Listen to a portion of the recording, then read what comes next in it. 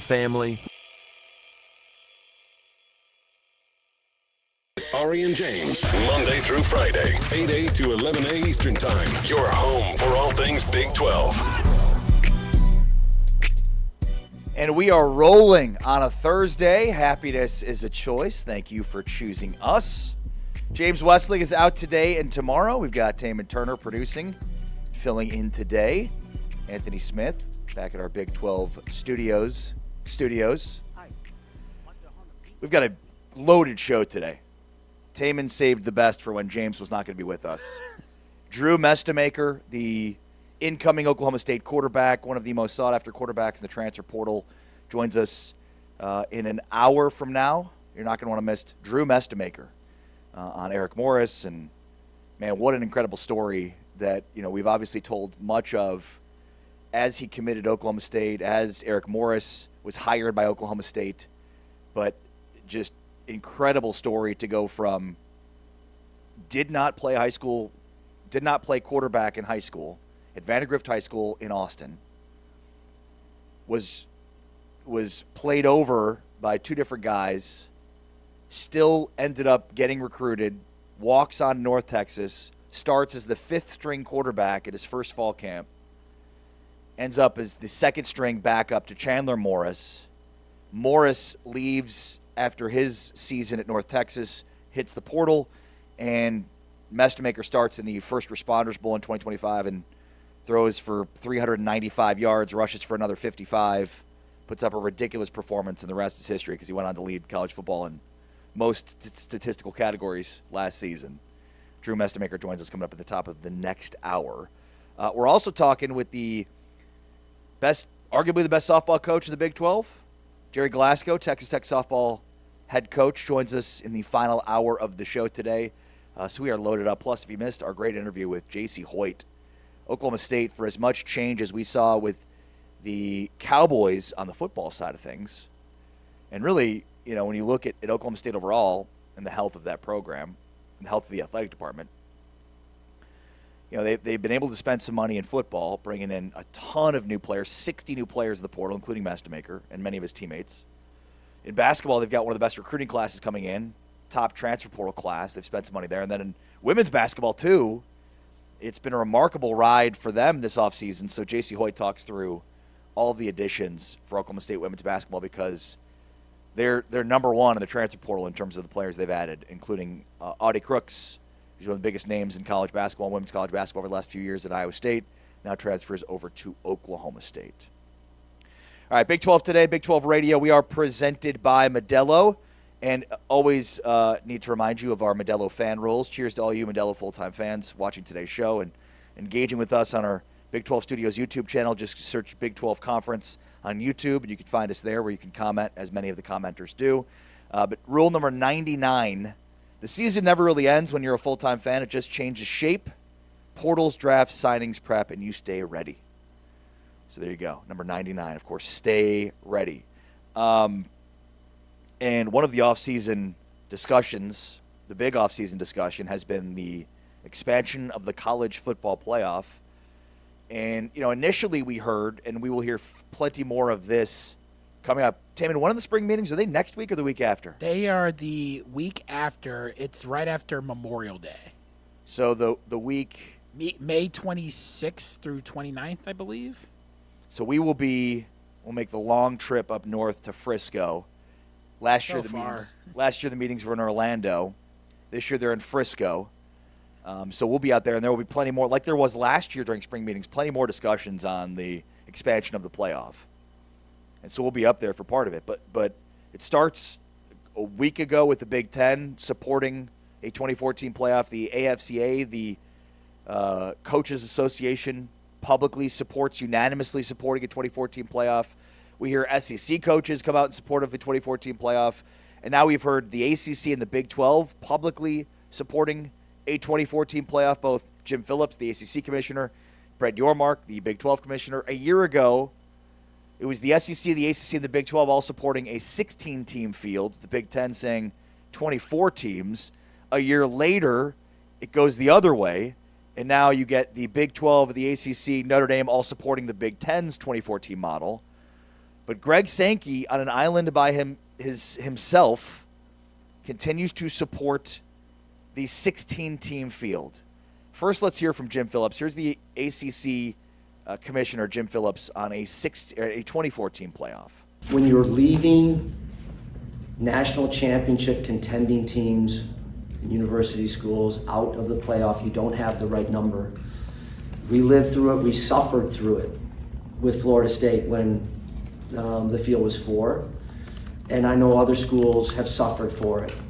And I've said this, very directly. Notre Dame was a CFP-worthy team this year. They just were. And you saw what happened to the last team that got invited with Miami and the first team out. So those teams looked alike and all year.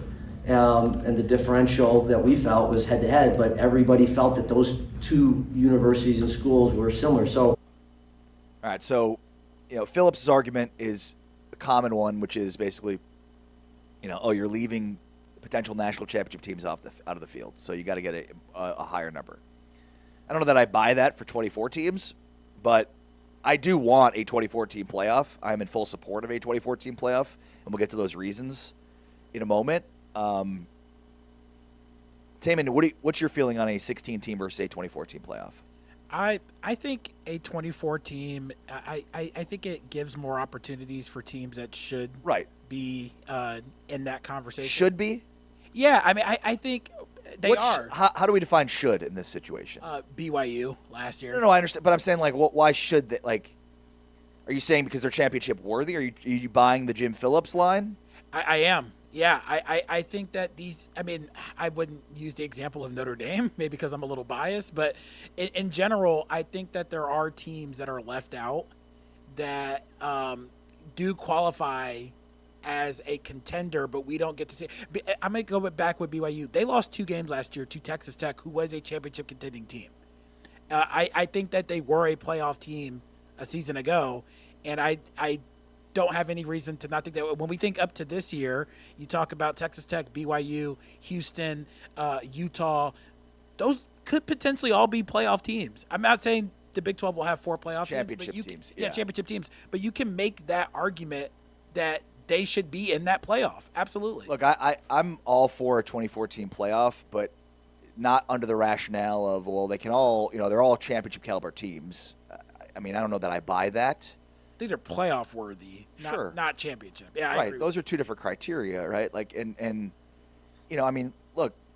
every other sport at this point in America, has a setup of its playoff, not necessarily because all those teams could win a championship, right? But they're playoff worthy. Those are 2 important distinctions.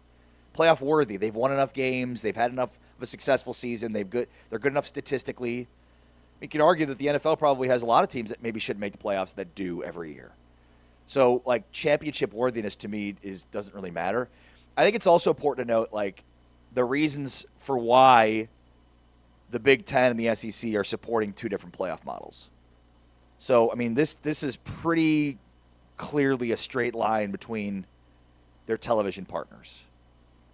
ESPN is in full control of a 12-team playoff. Jim Phillips, later on in that same discussion, basically said, our partners at ESPN, because remember, ACC is also an exclusive partner of ESPN. ACC doesn't have any inventory elsewhere, and they have ACC Network with ESPN. But what Phillips said is, they've said they don't want to expand past 16. Why? Because they don't want to lose the exclusivity. 1.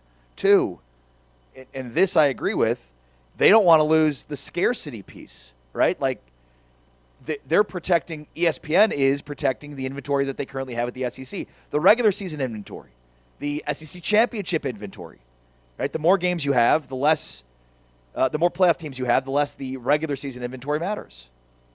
So Greg Sankey, despite all of the SEC coaches seemingly saying they support a 24-team playoff, has come out and said, we like the 16-team model. In fact, his quote of it was, we're open to the conversation, but there are a lot of ideas out there that have to be supported with analysis and information, not speculation.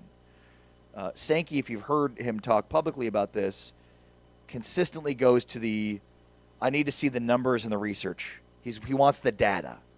He said, quote, we're trying to inform that with research, we've done that from our perspective with 16. We want to understand through some analytical support games that matter in an expanded environment and games that might not matter. So he's basically arguing that 24 teams is too many because it reduces the importance of the entire regular season games. And the research and the data that he's talking about was spearheaded by, of course, ESPN, who, again, doesn't want an expanded playoff to 24 because they have the CFP exclusively. If a 2014 playoff came around, they wouldn't have it. Fox could get into the bidding, and that's on the other side why the Big Ten wants a 2014 playoff. The 2014 playoff was designed by the Big Ten in conjunction with Fox because Fox wants to get into the playoff. So it's super easy and obvious to figure out who's supporting which format and why. So why would the Big 12 support the 24 Fox format over the SEC? Well, I think there's probably some Fox elements to that, maybe TNT and a Redbird partnership that would indicate why the Big 12 would, and rightfully so. I'll have more to say on that coming up. Look, the SEC currently disproportionately benefits from a 12-team format because it can rely on the strength of the conference and say, like, as they always do, we're a really good conference. We're the best conference. All these games are really hard, which justifies additional bids. So exactly what you're talking about, Taman. Like, BYU and BYU fans have every right to be upset about what happened last year, or not even last year, but what happens seemingly every time due to a lack of access, right? Brand matters. The SEC gets to say we play in the best conference or one of the best conferences. Our games are weighed heavier. We should get more teams in. They do say that, despite evidence to the contrary over the last few years where they haven't been as good. They haven't had as good of a showing in the playoff. They still can say, we're the better conference. We have more tough games. Even if they have less wins, they should get in playing in a tougher conference. I feel like they're living off of their success of Alabama and Georgia. Oh, yeah, there's no doubt about that. Late teens and early 20s. And they are still, look, they are, like, just on the whole, they're not as good as the Big Ten, but on the hierarchy, they're probably still top to bottom. Maybe not top to bottom. At the top, better than the Big 12 right now. Sure, the ACC. Sure, but they think they're the best and they think they can call the shots, and that's not exactly how it works. The Big 10 and Big 12 obviously feel differently, but I like your point about the TV partners getting involved in this, and ESPN has every reason to not want to. So I wonder what Sankey says that he wants data, he wants analytical data. What data are you looking for? So there's two parts of that. It's a good question. So there's the data on how much it reduces the importance of the regular season games, and it's monetary data here. So basically, and some of the estimates here are, some of those first round, second round games in a 2014 playoff would be worth as little as $10 million, according to some industry experts, or as much as $25 million. Right? Those are big numbers, but remember, you're losing the SEC championship, which is worth $100 million. The Big Ten championship is worth $75 million, again, according to industry experts. The ACC and the Big Ten title games, are around $50 to $75 million, right? So there's the problem with the research on it is money.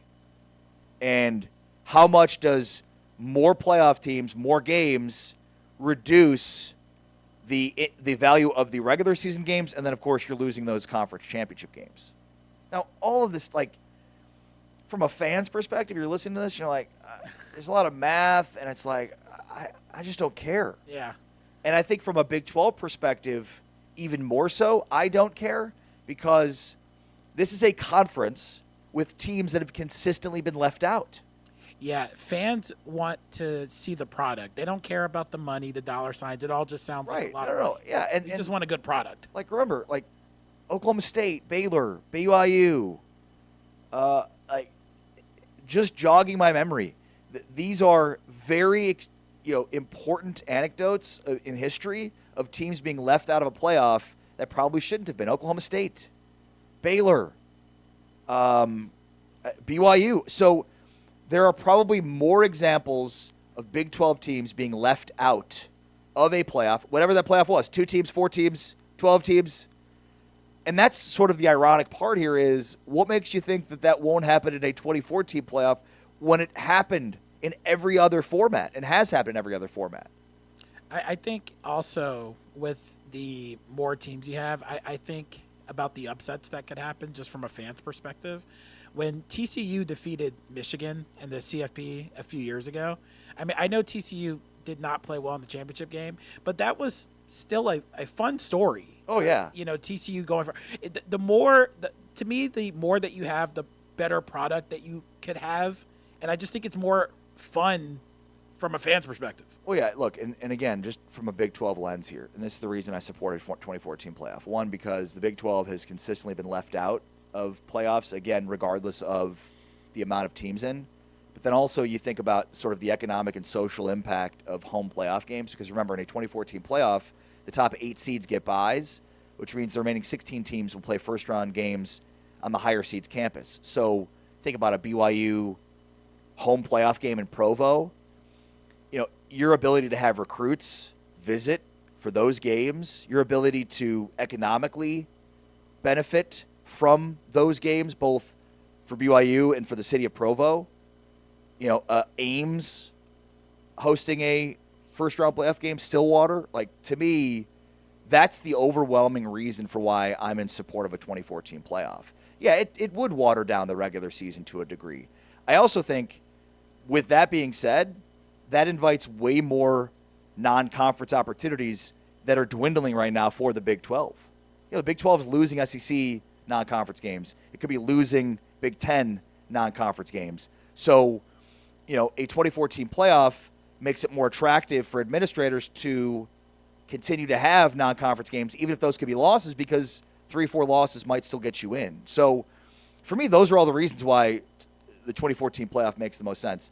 And maybe the most important reason from a Big 12 perspective is what I'll get into coming up next, which is really the biggest reason why I support a 2014 playoff. Plus, we got to talk NBA draft. Koa Pete did not have a great showing at the Combine. Is he headed back to Tucson? What does that mean for the Big 12? That's all coming up. I'm Ari Temkin. This is Big 12 Today, presented by Modelo. We're heard on TuneIn and watched on Big 12 Studios.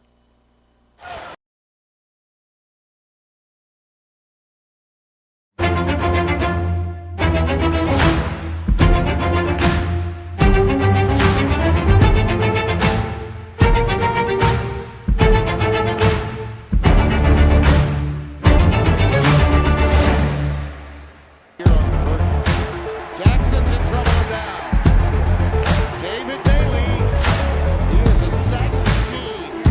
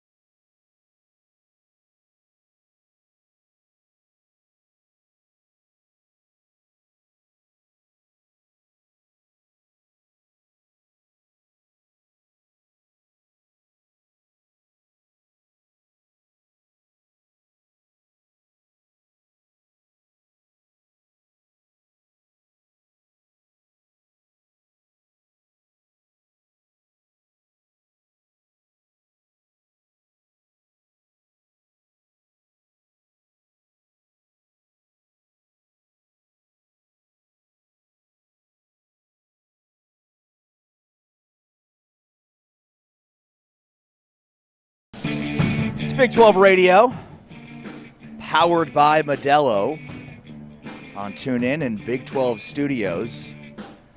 Drew Mestemaker, the Oklahoma State quarterback, joins us coming up in about 40 minutes. You're not going to want to miss Drew Mestemaker.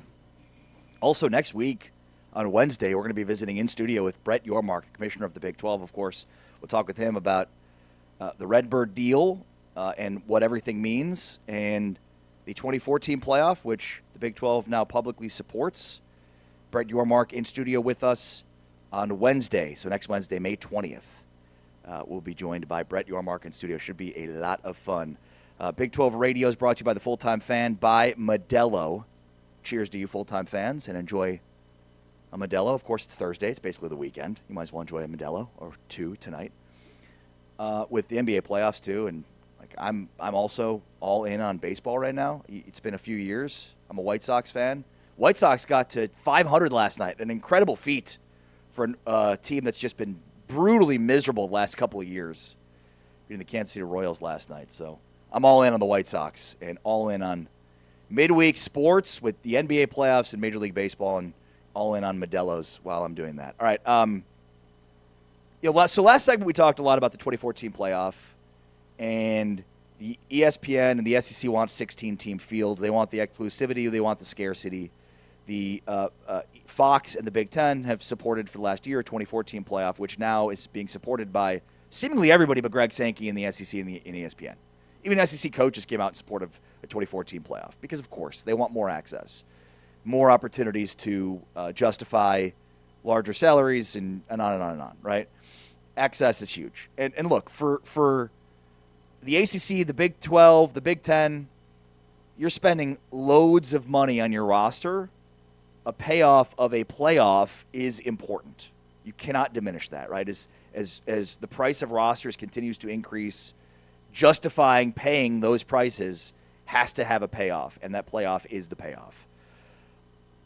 What I think, though, is really interesting from a Big 12 perspective on this, and the maybe the most important reason why I support a 2014 playoff. And join us on our YouTube channel. Give us your comments on what you think is best, 16 teams or 24 teams. Sometimes your strengths are your biggest weaknesses, and sometimes your weaknesses are your biggest strengths. That's actually the outline of a Malcolm Gladwell book called David and Goliath, and I think it's really important in life to understand that. Sometimes your strengths are actually weaknesses, and sometimes weaknesses are actually strengths. Let me explain further. So the strength of the SEC and the Big Ten and their partnerships with Fox and ESPN, right? Those are major strengths. And they're major strengths because of the dollar figures associated with their rights. The Big 12 is unique, and even in comparison to the ACC, because remember, the ACC is also exclusively tied to ESPN. The Big 12 is not individually tethered to either. Big 12 has games on Fox. Big 12 has games on ESPN. Big 12 has games on TNT. So that's big, in my opinion. It's a weakness from a revenue standpoint compared to the SEC and the Big 10, but to me it's actually a strength because the Big 12, though asset poor, is strategically freer. And this is what we've been talking about with this Redbird deal, right? Let's push the individual $30 million to each school to the side, which again looks like none of the 16 schools are going to take it. But there are three ways in which Redbird and the Big 12 will work together to make the Big 12 a much more attractive destination for networks in 2031. And that's Yormark's ultimate goal here. Without talking to him about this and knowing for sure, you can read the tea leaves in between the lines here, that they want to hit the market in 2031 with not just the rights to Big 12 inventory, but a platform with data on subscribers, on who watches the games.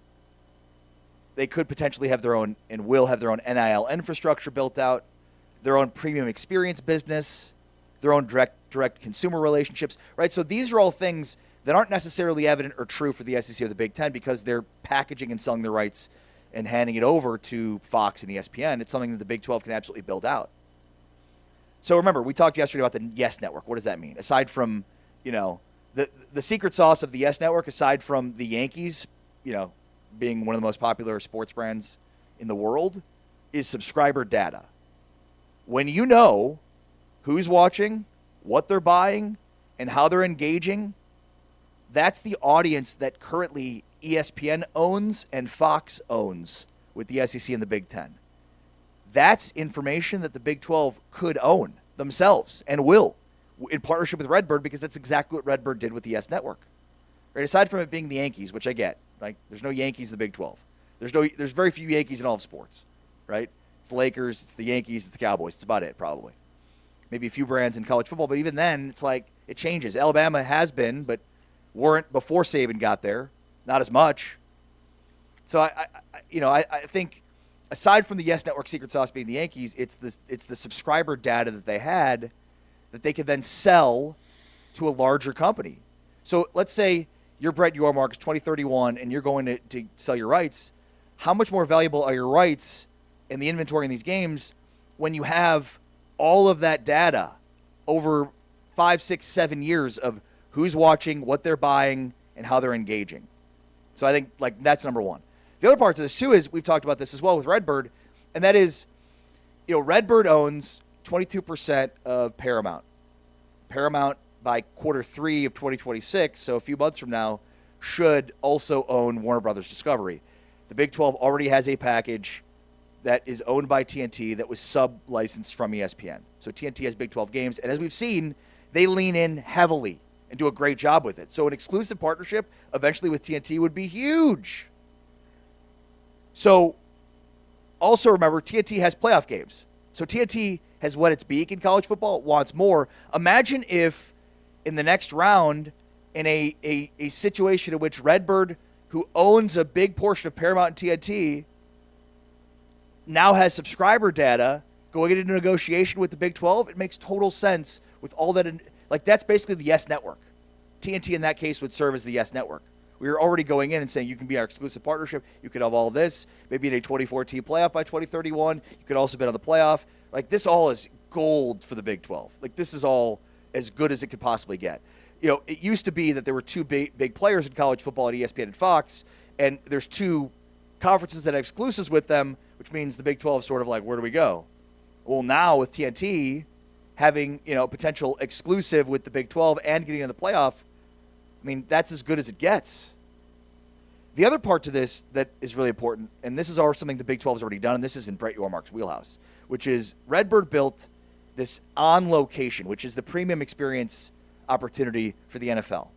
It used to be the NFL let third-party brokers create these premium experiences, right? We're talking about premium seating, premium food, drink, beverages, a game, right? And these are things the Big 12 is already doing and has already seen benefits from. So now Redbird comes in having their experiences working with the NFL on the exclusive premium opportunities with the Big 12 that's already been doing it. That's Brett Yormark's wheelhouse because he did that in the NBA for many years and did that at NASCAR.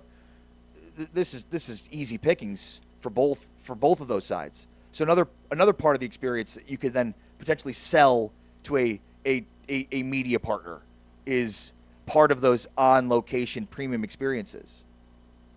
So, you're talking about, premium experiences. You're talking about user data, subscriber data, and information. This is all extremely valuable beyond just selling the games. And look, I understand the SEC and the Big Ten could do those things too with on location, but they don't have that subscriber data that the Big 12 is going to have, especially with TNT and Redbird.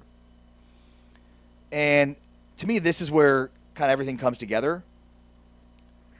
Because remember, again, the SEC built all of their distribution infrastructure inside ESPN's house, on ESPN's platform, under ESPN's terms. They don't own the pipes. They need ESPN's platform to reach their fans. Now, this is not without risk, right? This is a move here that, of course, comes with risk for Yormark and for the Big 12 because, every year the Big 12 is losing half as much money. Is trying to make up for half as much money as the SEC and the Big Ten, right? So if we're talking about 2031, that is 5 years from now. So just do the math. right? That's half as much money every year for 5 years. That compounds every year, right? So they get richer and richer and richer, and meanwhile, you're trying to make that up. By the time you get to 2031, it may not make a difference at that point. That's the risk there, right? Like, it's much more of a long-term play to try to build up something. Like, there's no doubt that they're going to build up all of these things we just talked about. Like, your Mark's goal here is the premium experience, which he will do, unquestionably, and it will be a gold mine.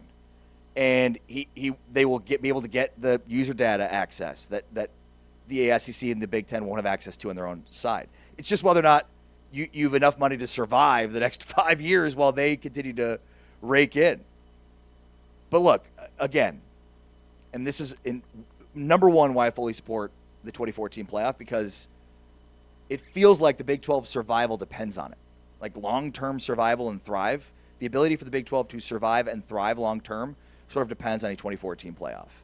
And this, most importantly, is why ESPN does not want it. Not that they don't want the Big 12 to survive, but because a 2014 playoff creates more access, again, opens it up to more networks, and on and on and on, right?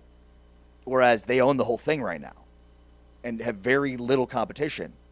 Basically, the only competition they have is Fox's Big Noon Kickoff. That's it. Like, that's it. That's it. And like the Big Ten championship. But for the most part, they've got the ACC championship, the Big 12 championship, most Big 12 games, every ACC game, most SEC games. But when you think through what we just talked about, you've got a conference-owned content platform with subscriber numbers and data, NIL payment infrastructure. Remember, the one thing I didn't mention there is the PayPal Venmo deal that Redbird brokered that basically is the house, the bank, if you will, for NIL payments. So there's NIL infrastructure built into that sponsorship. Transaction data across 16 schools. All this stuff is so valuable. And then the premium experience business. And then, of course, Redbird's media relationships with CBS, TNT, TBS, and beyond. So it goes from a please renew our deal to a we hit the market in 2031, hoping to get big-time money because of all of those things we just outlined that are well beyond the rights fees. And again, this is where the 2014 playoff, to me, makes a ton of sense for the Big 12, which is why I support it. The access, the ability for the Big 12 to have more playoff teams, to make Big 12 regular season games more important. The SEC and the Big 10 games may be reduced, but Big 12 regular season games become more important because each of those become data points when it comes to the playoff. And then, of course, the ability for the Big 12 to go to market and potentially have an exclusive partnership with TNT, who will be owned with a pretty large percentage stake by a company they're already working with in Redbird Capital. It's Big 12 Today, Big 12 Radio, presented by Modelo, or heard on TuneIn, watched on Big 12 Studios. If you missed J.C. Hoyt, you're not going to want to miss our conversation with her next. J.C. Hoyt coming up next. But remember, the Big 12 is David going up against the Goliaths of the SEC of the Big 10. And in the book by Gladwell, David and Goliath, sometimes your strengths are your biggest weaknesses, and sometimes your weaknesses are your biggest strengths. Right now, the biggest weakness for the Big 12 is they don't have that exclusive TV partner that's raking in hundreds of millions and billions of dollars. But because of that free agency and that flexibility the Big 12 has, they're actually at a better spot long term because of all of the data, premium experiences, NIL transactions, all of that stuff that the SEC and the Big Ten don't have as much access to. Coming back, J.C. Hoyt, Drew Mestermaker on the way. It's Big 12 Today on Big 12 Radio, presented by Modelo, heard on TuneIn, watched on Big 12 Studios.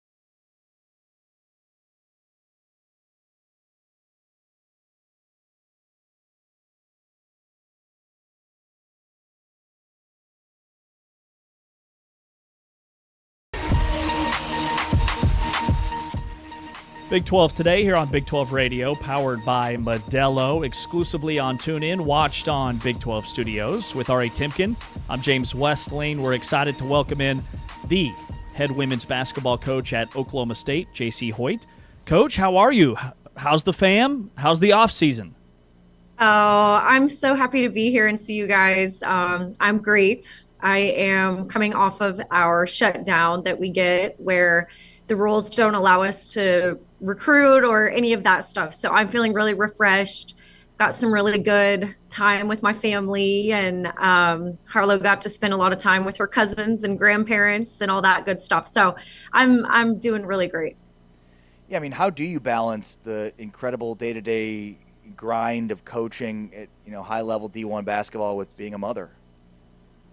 I don't know that balance is the right word because it's definitely not equal. But I think, for me, the greatest thing that I had growing up was a mother who figured it out, and kind of I got to watch her, marry the job with being a mom, and she just showed me the ropes on that. So, I'm really grateful to work at a place that lets me do that. And, Harlow travels with us everywhere. I think she's only missed like 2 games in her, 1.5 years of life. So it's great. It's amazing. I remember playing out in the NCAA tournament this year, and the players were all getting off the bus, and nerves were high, rightfully so, right? It's a tournament game. And Harlow was at the front giving everyone a high five as they got off the bus, and I could just kind of see the shoulders drop a little bit with our players, and I was like, this is what it's all about. I just have the best of both worlds right now. So I think you just got to figure out how to blend the two. All right, Coach. When you sign the best transfer portal class in the country, we have to catch up. So break down, how did it happen, and what's this team look like this year? Well, I can't say that I wanted it to happen the way that it did when this all started, because we just had one player on our roster that stayed. And shout out to Staley Hurd. She is as good of a player as you would want to build a roster around. And has just been so incredibly loyal to me and to Oklahoma State. To be able to build it around someone who's an all-conference player, that's not the worst thing in the world. And then it gave us a clean slate, to be honest. And, we had a lot of openings that we could look and say, okay, how do we want this to look? And what does it need to look like? How do we want to build this up? And my staff nailed it. Right. It was about 2.5 weeks of intense grinding of being on the phone and scheduling visits and just nonstop, recruiting, because there's so much involved now. You're not just talking to the recruit, of course, you're talking to their family and to the agents and all that stuff that we deal with now. But, I think a lot of it was really neat for me because several of the kids that we got, I had actually previously recruited at UMKC at my very first head coaching job. So, one of the first kids that we got, Ellie Brueggemann, for example, she's an elite shooter, was one of the best shooters in the portal. I had text messages with her from way back when she was a junior in high school that I had never deleted. And so we got to laugh, just about that relationship that we had back then. And then, just got some really big ones. Obviously, Audie staying in the Big 12. We're really excited about that because she's on our team now. But even for Audie, we had offered her the first time around out of high school. And so we laughed because we found on Twitter where she posted, her offer from us. Wow. So a lot of the signees that we got, they were actually from previous relationships that we were just able to, end in the right way, even though they didn't come play for me. And then we just had some kids, I have to talk about Liv McGill, who I'm so excited about, right? Like, arguably one of the most exciting players in the country. She just wanted to pave her own path and said, Coach, I want to be a trendsetter. I don't want to go to all these, schools and visits that I think everyone thinks I'm going to. I want to pave my own way. I want to do it different. And I believe in you and the vision that you guys have painted for me. So let's do this. There was just so many cool moments. Like literally, I just go from like not having a roster to having a dream roster. And I mean, like the most emotional, awesome moments with shared with each of those kids and each of those commitments. And I'm so excited for them to get here and get started now. Yeah, well said. So, how do you bring this group together? This is a unique situation from the standpoint of it's a brand new roster with a lot of talent. So what's your approach to building that chemistry, something you've obviously been very good at your time as a coach? Well, I think I have gotten good at it, and I'm saying that humbly. When I first got hired here, I inherited a roster that had 4 players on it. So I had to do the same thing. I had to go to the portal. And then the way that we were able to build it that year, which was an amazing year because we, had one of the biggest turnarounds in the country and go to the NCAA tournament in year 1. All those kids were grads. They were all grad transfers. So then I had to do it again. So it's not really that I chose to, have to be in these situations and go to the portal all the time. But I think the fact that I had to do it so early in my career, I've gotten to be pretty good at it and kind of understand how to navigate it. And then comes the work, right? When you get the team. Yeah. My case now, it's like, okay, now I've got to, blend all of this together, start working on the chemistry and all those things. But I think it really starts with the kids that you get. And the first thing I'll say is that all of our team came here for a very specific reason. They all want to be a part of what we have to offer. And I think that's a great start. You don't have a bunch of players with, egos and different backgrounds that are like trying to look out for themselves. It's very, very team oriented already. Because they're very hungry to get to the tournament or go further in the tournament. And we're having those conversations already, and I think that when you have that vision, then it becomes very clear what you need to do to get there. And for us, a lot of that is going to be on the court, of course, just, getting them familiar with each other's game.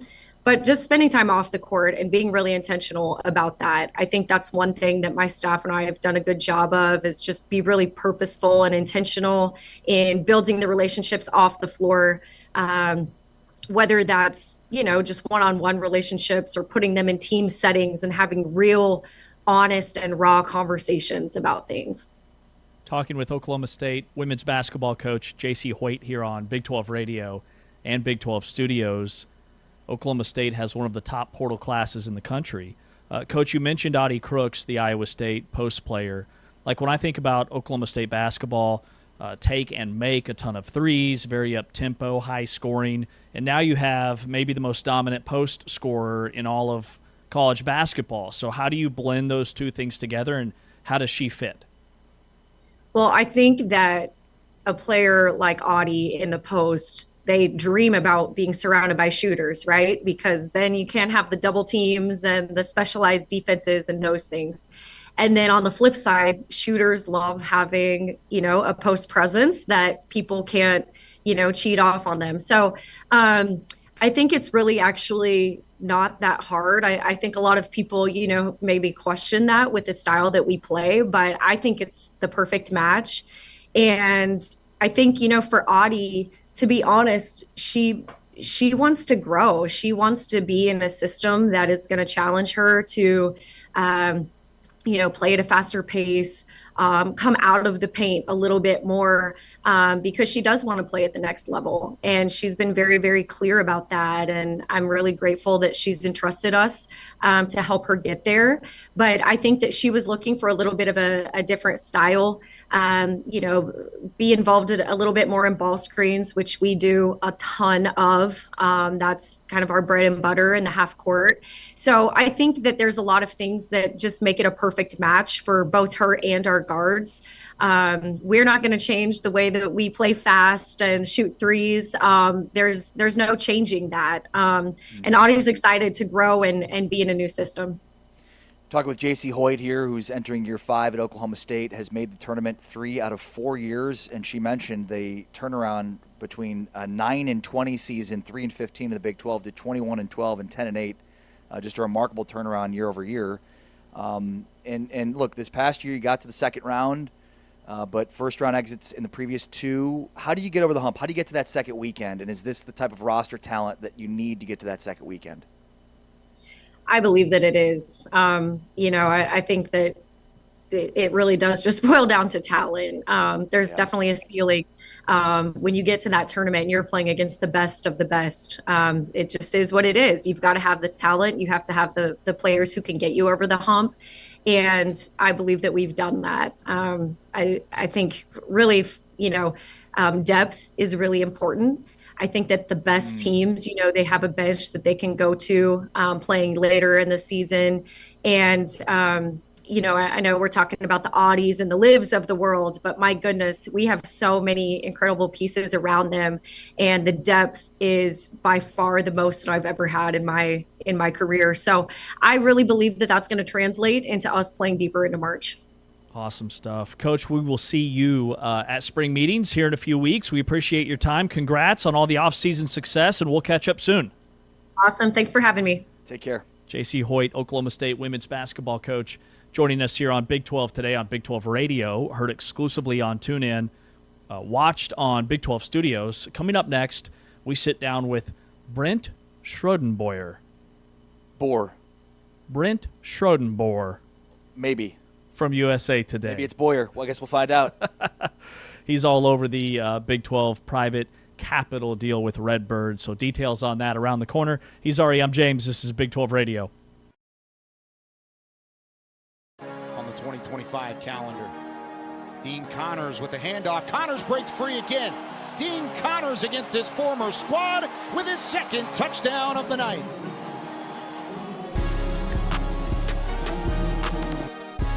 Maybe get a little overzealous and leave some room for Connor Wiggins. Fakes the QB draw. No, what a catch! Are you kidding me? Dean Connors stabs it with one hand.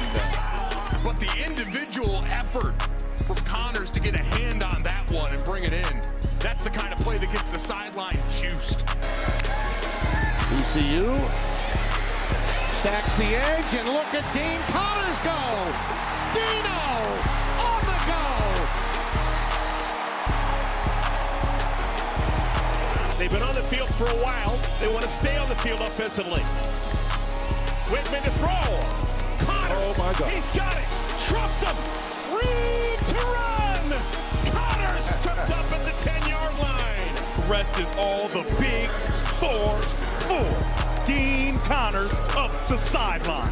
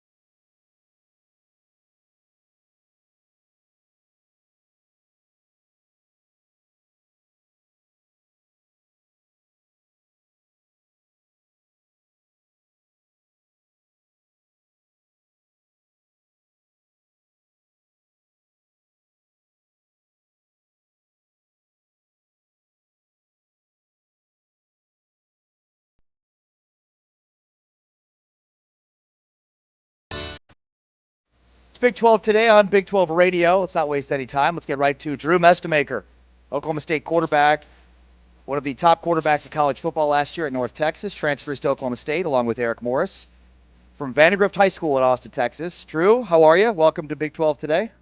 Thank you. I'm doing good. I'm excited to be on here. Yeah, you were just telling us during the break that you're going to be back in Stillwater in a month or a few weeks, but you're going to Disneyland this weekend. I am. That's amazing. So are you going with your girlfriend? I am. Girlfriend and my mom. That's fantastic. And so you were saying you've never been to Disneyland before. What about your girlfriend? She has. Okay. She has been there. Disney World or Disneyland? Disneyland. Okay, so Yep. second time or the first time. All right. What are you most excited about? See, I don't really know what to expect, so just along for the ride, I guess. Are you a roller coaster guy? Like, do you like roller coasters? Yeah. I used to be a Six Flags guy when I was younger, so I'd always go ride those. So what, you'd make the trip from Austin up to Dallas, and what was your favorite roller coaster? Oof. I remember the Superman one was always awesome. Yeah. Enjoy it while you can. I used to love roller coasters, and now when I get on them, I get so dizzy. It really sucks. You get older, and you just can't handle it anymore. Yeah, that's funny. All right, I mean, your story's been well documented. It's incredible. So let's start with, you arrive at North Texas, walk on. You're a fifth-string quarterback, basically. You end up, as the backup to Chandler Morris that first year. But, just kind of take us through your thought process. You're a walk-on. You hadn't played quarterback in high school, fifth-string quarterback. What was your thought process going on throughout that? I mean, my thought process, honestly, was just build on my confidence every day. Honestly, because I knew my goal whenever I showed up there was just to try to travel. I just wanted to be on the team and experience college football. And so until about a few months, probably 2 months in, I was like, okay, I can actually compete and I'm meant to be here. I'm not just a walk on here. I'm good enough to be here. And so those first few, honestly, months was just kind of learn as much as I can, take as much as I can from the coaches, from watching Chandler, from watching everyone, even watching the defense play football, and just try to take as much and learn from not getting as many reps as I could. So you get your first start when Chandler decides to enter the portal. You start the First Responders Bowl, and you put up ridiculous numbers: 293 yards passing. You had a 70-yard touchdown run, 448 total yards. So, okay, before that, what was the last time you started quarterback? Freshman B team. Freshman B team. Yep. So what? What? I will say that freshman B team was probably the best freshman B team there's ever been because we did not let up a point the whole year and won by 40 every game. Wow. So, yeah. So that was a high stakes freshman. As somebody that played in a lot of B teams in my career, I can understand that sounds like a dominant B team. Yeah. But you go from freshman year B team starting quarterback to not starting a quarterback until the First Responders Bowl. Was it just what you talked about in terms of the confidence you had built over the course of the season of playing with those guys? I guess what I'm asking is how do you go from all those years of not playing quarterback to starting and playing immediately very well? I think, honestly, it's the confidence from Coach Morris and the staff and just kind of building me in those weeks before the bowl game of a bunch of team periods, a bunch of live periods, just so I can see everything. And obviously it's not the same as starting a real football game, but I also went out there with the mindset of what do I have to lose? No one knows what to expect out of me. I don't know what to expect out of me. I might as well go out there and rip it. And I feel instead of having the other mindset of, oh, I've never done this before, how am I going to do? You might as well go out there with the mindset of, I might as well just give it all I got and see what happens. I want to give you credit because obviously Eric Morris gets a ton of credit too, but not just for you, but for many of the quarterbacks that he's helped to develop and coach. But obviously the players themselves, you got to make the plays and you got to do it yourself, right? So Morris can lead you to water, but he can't make you drink in a sense. But what does make Eric Morris so good at developing quarterbacks? Well, I think, first of all, he makes the quarterbacks comfortable and confident in the offense. Like, if you look at how he called plays for Cam Ward and Chandler Morris and then how he calls plays for me, like, it's different. Yeah. Like, it's the same family of plays, but it's different. And then you also, when it's third down, can turn to your right and hand the ball to Caleb Hawkins. Like, that also makes playing quarterback easier too. And so I think just the balance of the offense and how he kind of tailors his play calling to my strengths and every quarterback he's had strengths, it just makes you that much more comfortable out on the field whenever, like, you need a play and you think of a play like, oh, I want him to call this one, and he calls it. Like, that just makes you so comfortable out there. You know what they're saying about you, right? I mean, now the one knock would be, oh, he's got to do it at this level now, right? Like he's done it at the group of 5 level, but he's got to do it at this level. So, I mean, what you just described as your mentality in that First Responders Bowl, is that kind of the same mentality here too?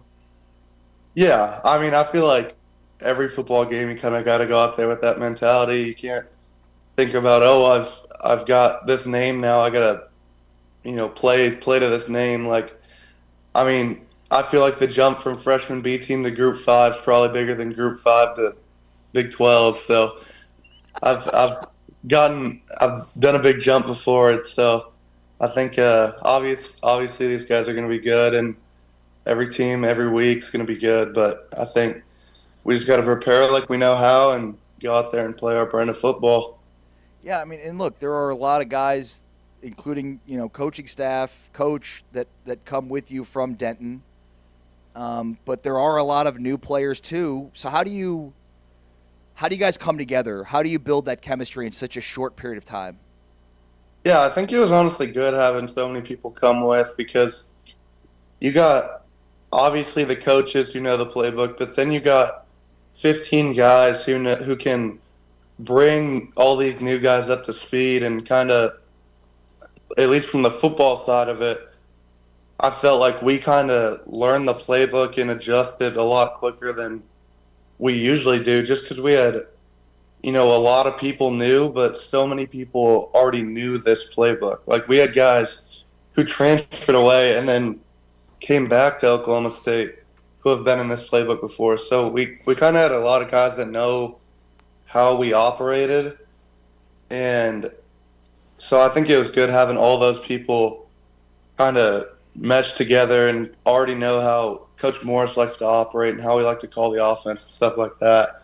And then with the team chemistry, I feel like Coach Morris does a great job at kind of making it a huge priority for us to, not be on our phones at dinner, sit with someone new, and he does it too. So whenever, it's kind of that lead by example, but he also talks about it. Like, most coaches will be like, all right, yeah, like, go hang out on the outside, like, do whatever. But Coach Morris actually shows up every morning for breakfast, sits with someone new, and so that just kind of builds the culture from there. We talked a little bit about Morris and his history of developing quarterbacks. How much are you able to be in contact with some of those guys like Patrick Mahomes or Cam Ward or many of the other players that he's coached and helped to develop? Yeah, I've met Cam Ward before. He'd come by North Texas. I haven't met any of the other guys, but it's pretty cool to just be in that realm of quarterbacks that Coach Morris has coached, and be the next guy up on the list. I mean, did you have a sense of that when you went to North Texas? Like, this guy has done, and even the guys, like the big name guys, like even a Chandler Morris, like every quarterback he's coached has had like career years when he's coached them. Yeah. I mean, whenever I got the chance to walk on at North Texas, I didn't really know a lot about North Texas, but Miles Coleman, who I went to high school with, was probably like the best player on was the best player on our high school team. So we've been friends for such a long time, and I was excited about the chance to go get to play with Miles because we've grown up our whole lives together. But he was on varsity sophomore year, like all that stuff. I never got to throw to him. And so Miles obviously told me about Coach Morris and how they throw the ball a lot. And I was like, oh, sick. Like, this is going to be awesome. I get to go with someone I already know and to a coach who throws the ball a lot. I was like, what else could I ask for? And then when I got there, I kind of realized, oh, shoot, this guy really knows what he's doing and like is a really good coach. So I'm so glad that honestly I wouldn't have traded my high school career for anything because it wouldn't have led me to where I am now. And I don't think there's a better coach in the country right now. We're talking with Drew Mestemaker, Oklahoma State quarterback, here on Big 12 Radio, Big 12 Today, in advance of a huge season with high expectations for an Oklahoma State program that hasn't won a Big 12 game in 2 years, which is remarkable for a team under Mike Gundy that was at the top of the Big 12 for such a long period of time. The thing that amazes me about you is, your conviction to continuing to play the quarterback position. I mean, college football is littered with former high school quarterbacks, that decided to transition to playing a different position. The NFL is littered with former high school and college quarterbacks that transition to different positions. Like, why'd you stick to quarterback even in high school? Like, and I know you played safety and you played other positions in high school, punter, but like, how did you know in the back of your mind the entire time and have the confidence that you could, even when you had coaches at the highest level tell you couldn't?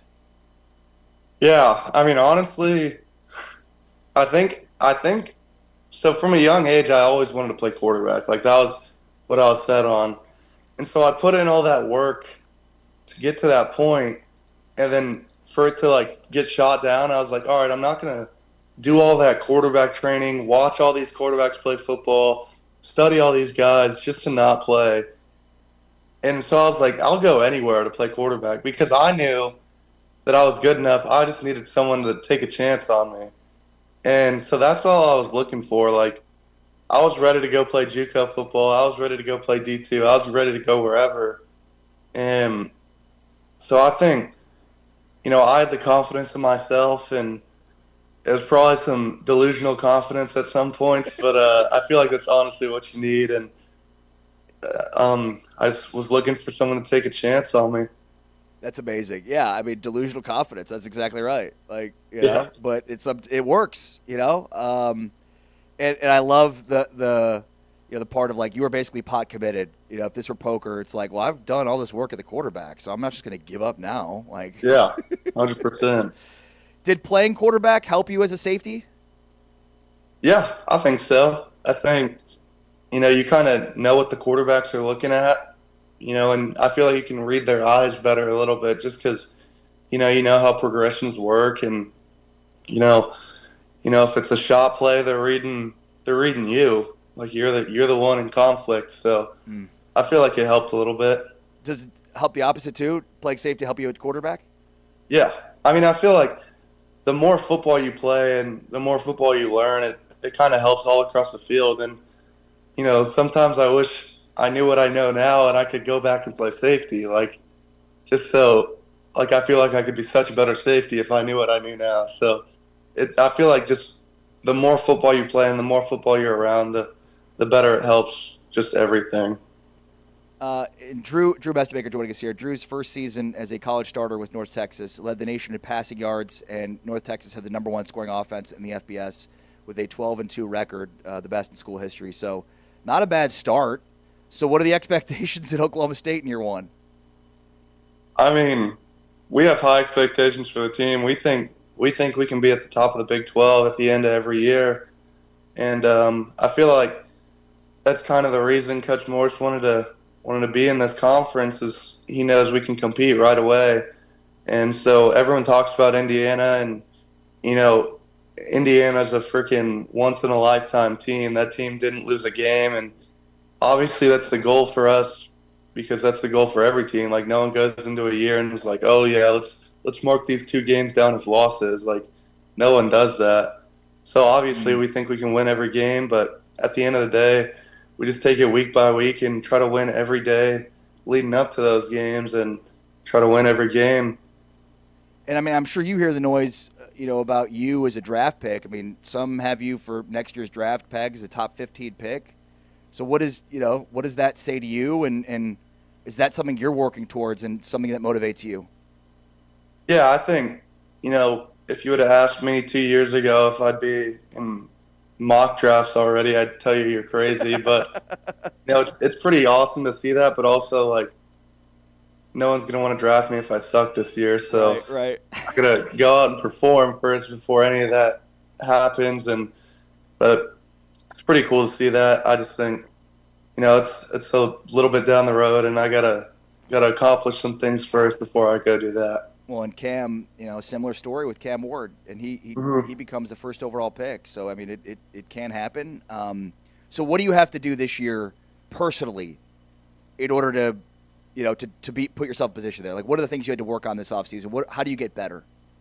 Yeah, I think honestly it was kind of learning these new guys and what every one of them likes, because we got some real guys on the outside, and not saying we didn't in North Texas, but it's different now. And you got real guys, real big time edges coming off the edge, and so I think it's just adjusting to what you can throw at this level and what you can't throw, and what the difference is, and kind of learning what your guys are good at. And everyone thought Miles Coleman, our 5'5" slot, wasn't gonna return kicks for us and everything, and he's going out there and making plays. So it's like guys like that, and obviously Wyatt's playing really good, Caleb's playing really good, and then we get transfers like Justin Boak and Chris Barnes on the outside who are super explosive. Like, I've never thrown to guys like Justin Boak, who can run 23 miles an hour and is 6'5". So it's just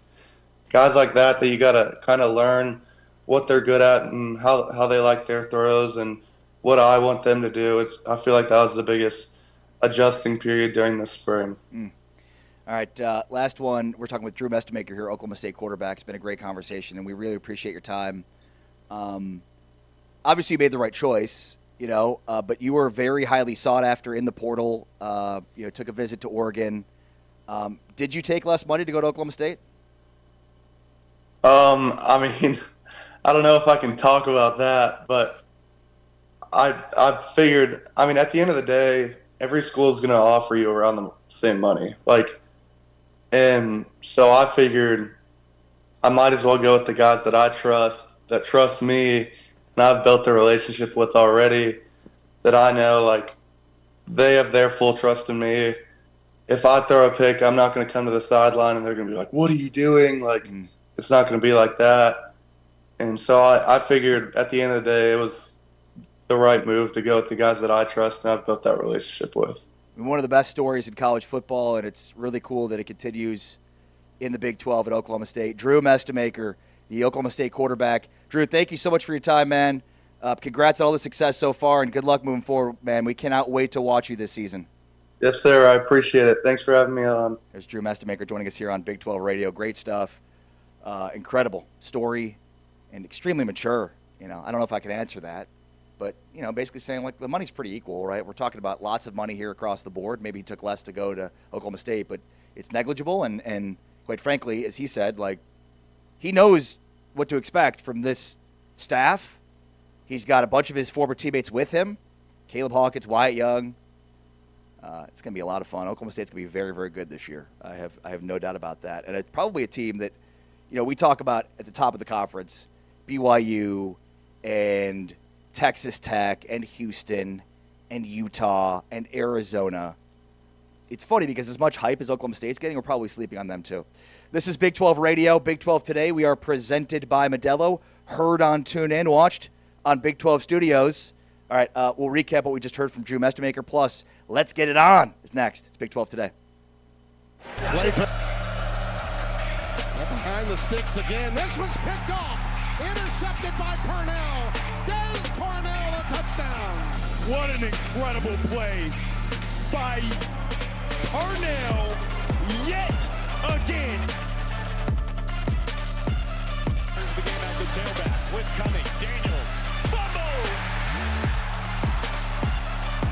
A fourth down takeaway for Kansas State. at Alcorn Crowder. Pick play in the middle that turns a defender loose. Big, strong receiver to make those throws. Hit for Kansas State. Purnell and Romaine together. Purnell was first, Romaine second. Hoover, tip ball. It's intercepted by Purnell.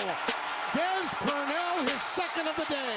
Purnell with another interception, and he tries to get to the end zone again.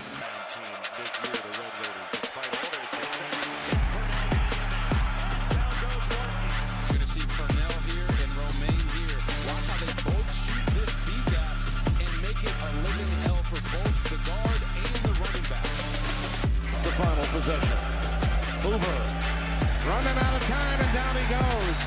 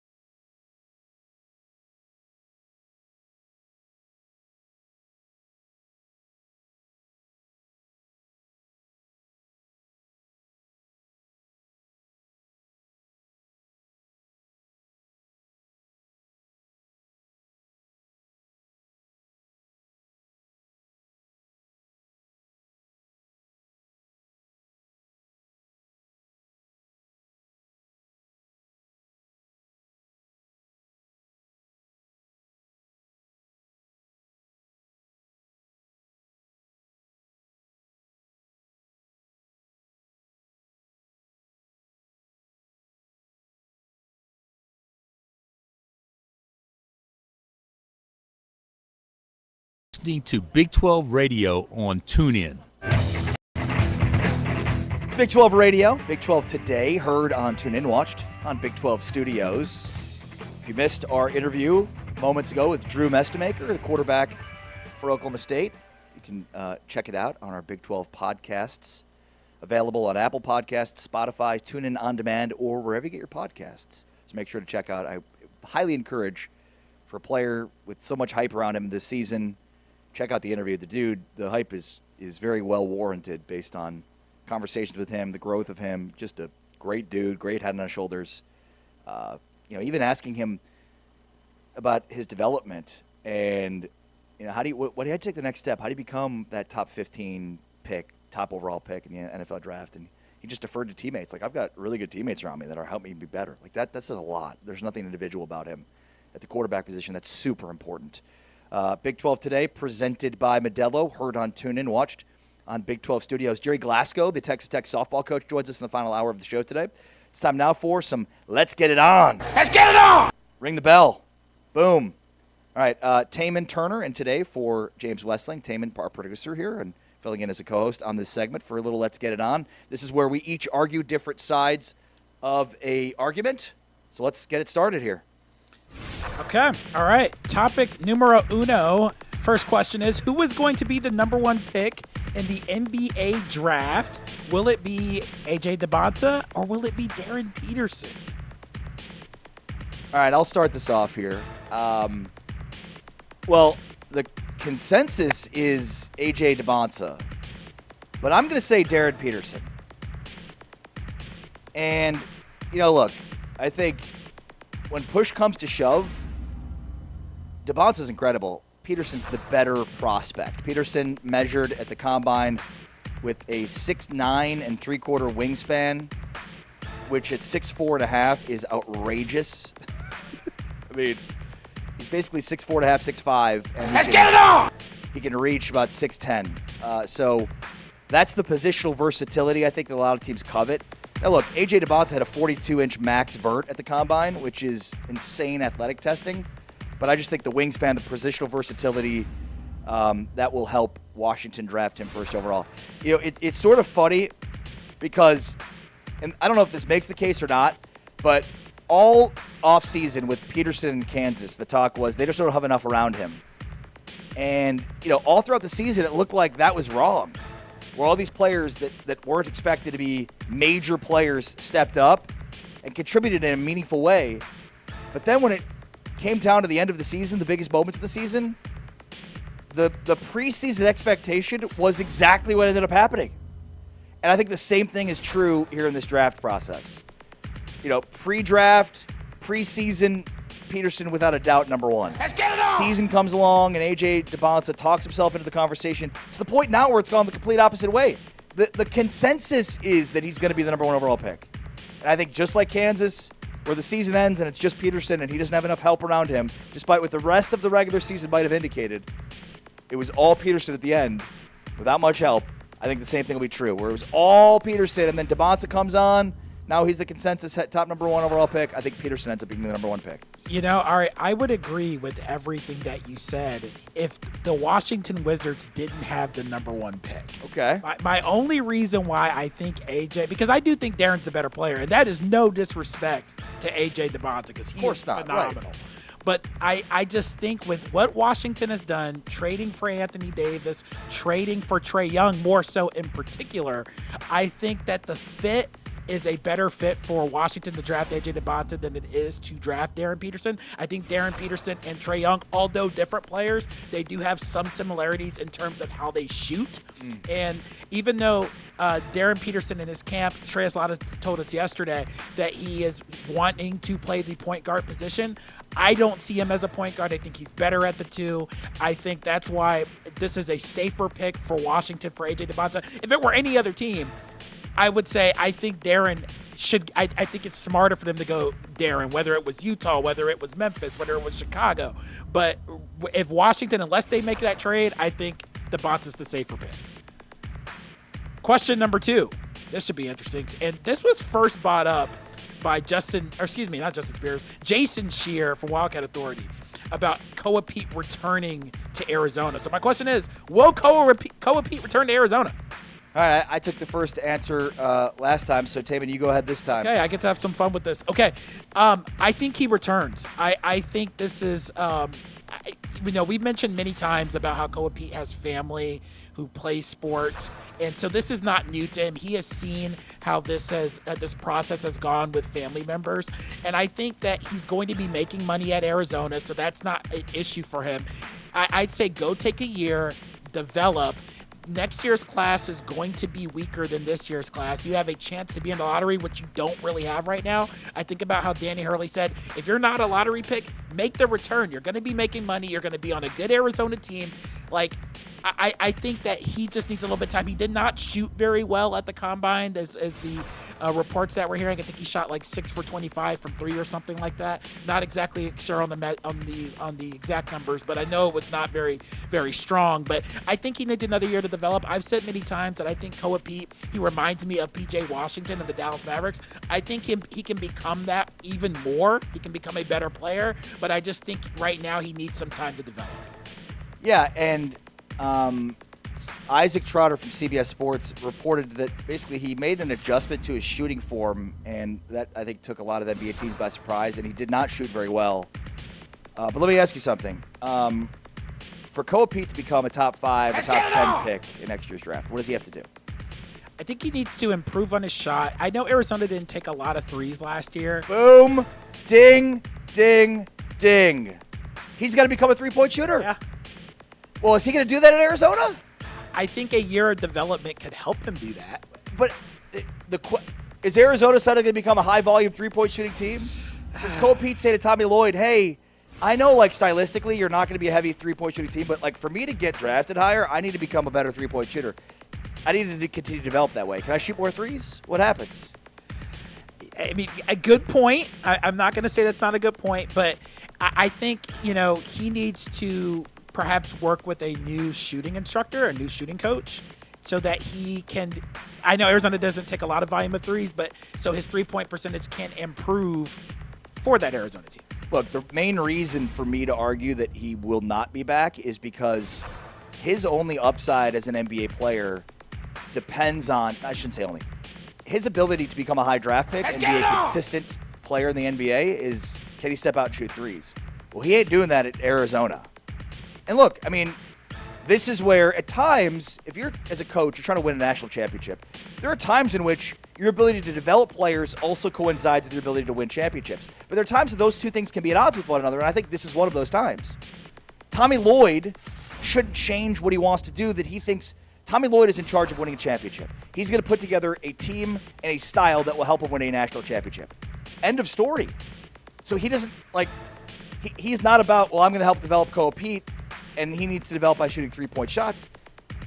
If that helps him win a national title, then he'll do it. But if it doesn't, then he's not going to do it, and he shouldn't. So I think Pete, he goes to the NBA, he gets drafted, he can work on developing his three-point shot in an area where he's going to be given more opportunities to do so. You go to Arizona, it's another year of not a lot of three-point shooting. I don't think you raise your stock if you're not shooting three-point shots. He was the, I mean, at times this year an MVP. I mean, in the Elite Eight, in the Sweet 16, the dude was incredible. So I think some of the film and the tape on him, he'll be higher than a 25th pick. I think he'll be top 22.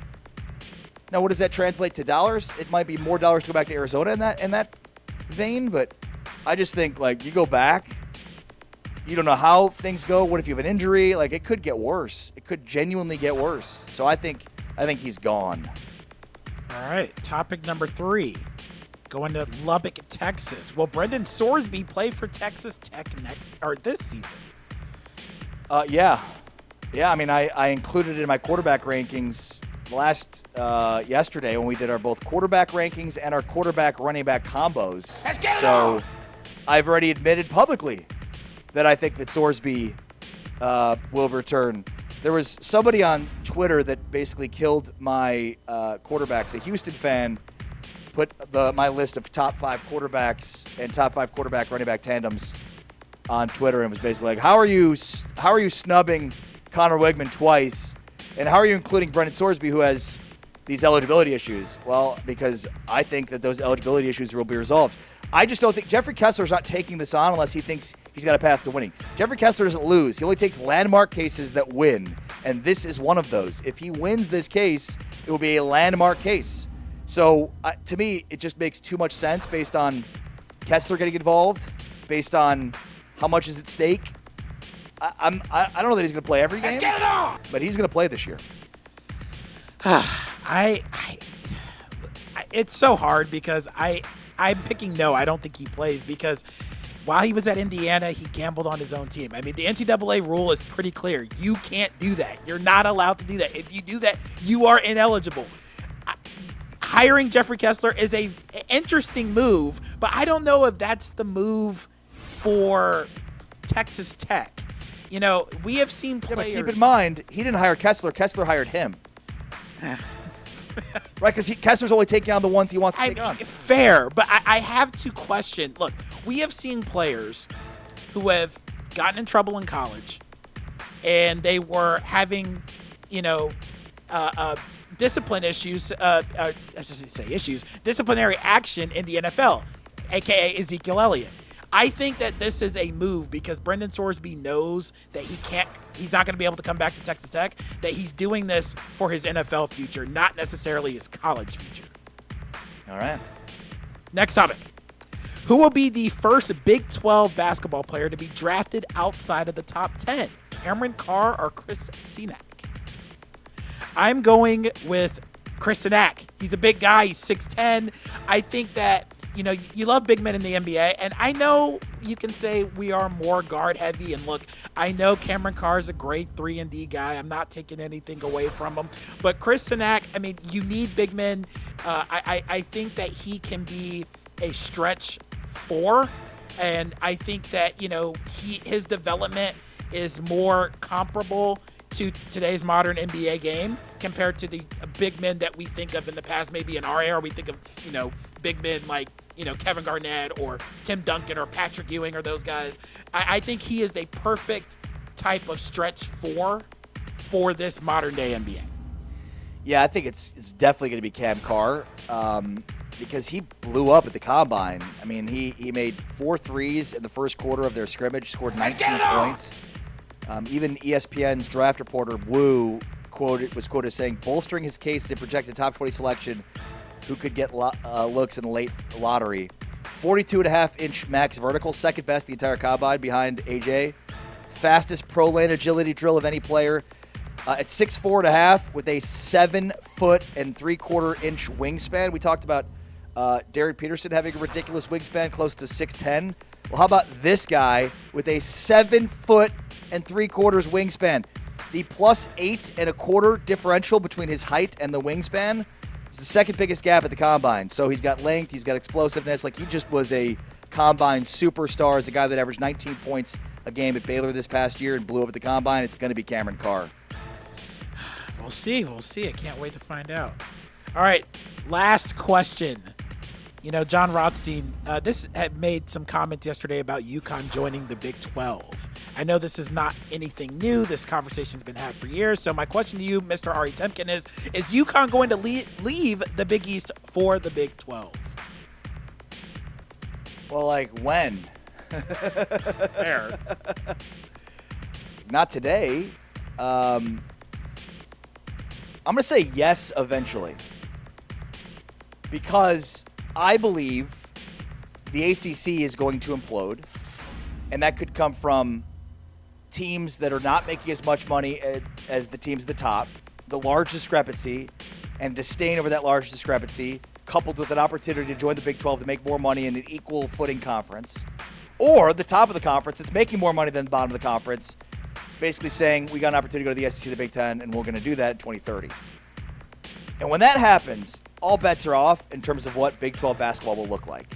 Now look, if UConn wants to join the Big 12 as a football and basketball member, that's not going to happen. But if they want to join a emerging premier basketball conference, I believe if the ACC implodes and the Big 12 is able to add a bunch of ACC teams, then they would go forward. Brett Yormark would go forward with creating a NBA-type league in the Big 12 for basketball. What does that mean? It means you add Gonzaga, you add UConn, you add as many big brands as you can. You separate the conference into divisions, and you put together basically an NBA-type schedule within those divisions. So not everybody's going to play each other, but you're just going to have different regions with different teams and tons of big brands. It'll be unlike anything we know now in terms of college basketball. And I think it's a great idea. I think it's something you do to go all in. And I don't think you do it now, but I think you do it in a situation in which you're adding ACC schools, because then you're ballooning the conference.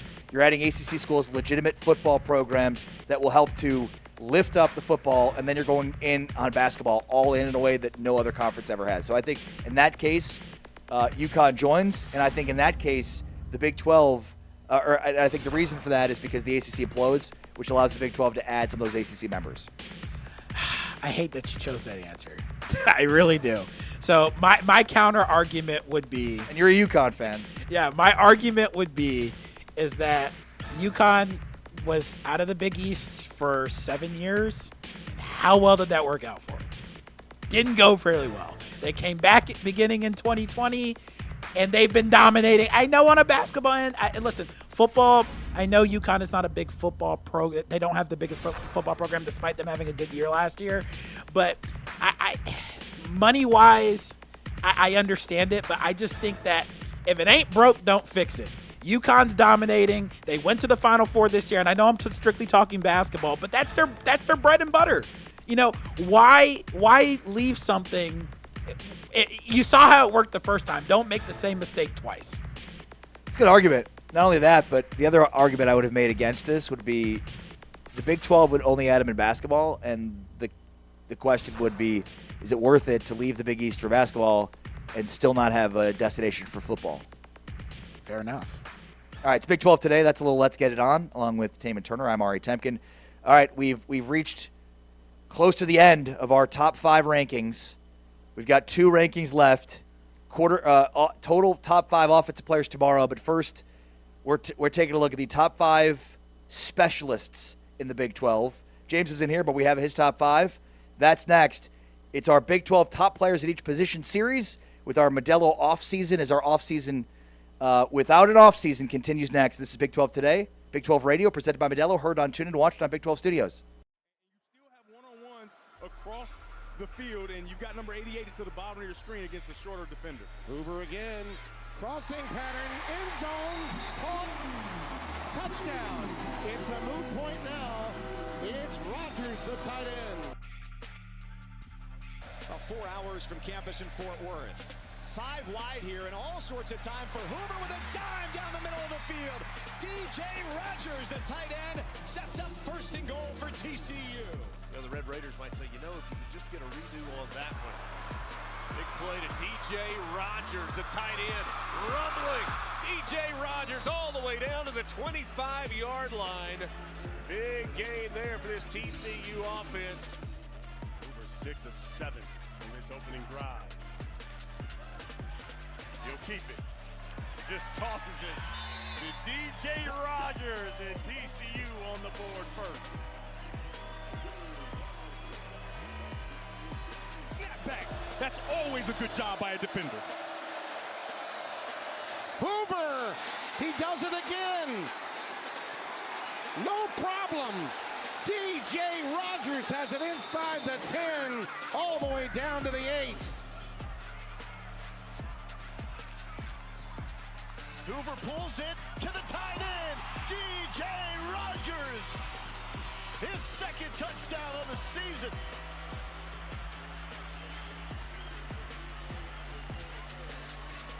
The backfield as it was Barnes by himself for a moment.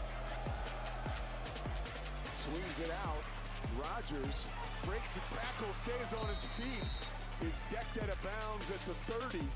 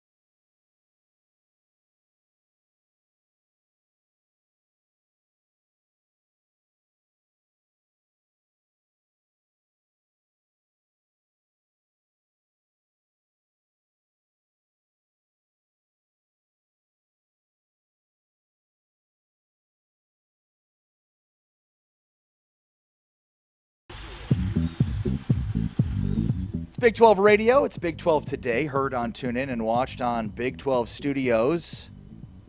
T-Change, Tama Turner, producing and co-hosting today's show. Also a reminder to check out the brand new and incredible Big 12 app featuring Big 12 Radio. The Big 12 app, which you can download now, includes breaking news, scores, and, of course, Big 12 Radio. Go check it out, the Big 12 app, your first stop destination for all things Big 12, and, of course, Big 12 Radio. Speaking of, Brett Yormark will be on with us on May 20th. That's next Wednesday, so you're not going to want to miss the commish in studio with us on Wednesday. All right, remember, there is no off-season. There's only research. Our Modelo off-season of research and off-season discussion continues. We've done it all. We've done top 5 newcomers at every position. We did post-spring recaps for every team. We did post-season recaps for every team. We've got our Road to Arlington series, which is very in-depth, starting next week. But we are finishing up our top 5 positions, top 5 at each positions for every position group, and we've made it to specialists. So we've done every position on defense, every position on offense. We've done the top 5 defensive players overall. The top 5 offensive players are coming tomorrow, but now it's time to focus in on the top 5 specialists as we head into the 2025-2026 season. So this will be an interesting list. And I'm going to start with my number 5. If I can get it. All right, here we go. I'm going to go with Iowa State place kicker Kyle Conrarty. He's my number 5. And, it's interesting because Iowa State lost most of its players in the portal. But they did not lose 2 very impactful specialists, which both make my list.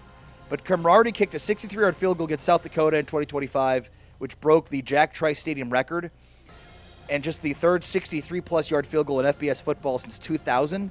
He followed it the next week with a game-winning 54-yarder against Iowa. The second straight year he had a game-winning 54-yard field goal against Iowa in the final seconds. Conrarty made 21 of 28 field goals as a redshirt freshman, was perfect on 48 extra points, broke the Iowa State single-season scoring record with 109 points, and earned Big 12 honorable mention recognition.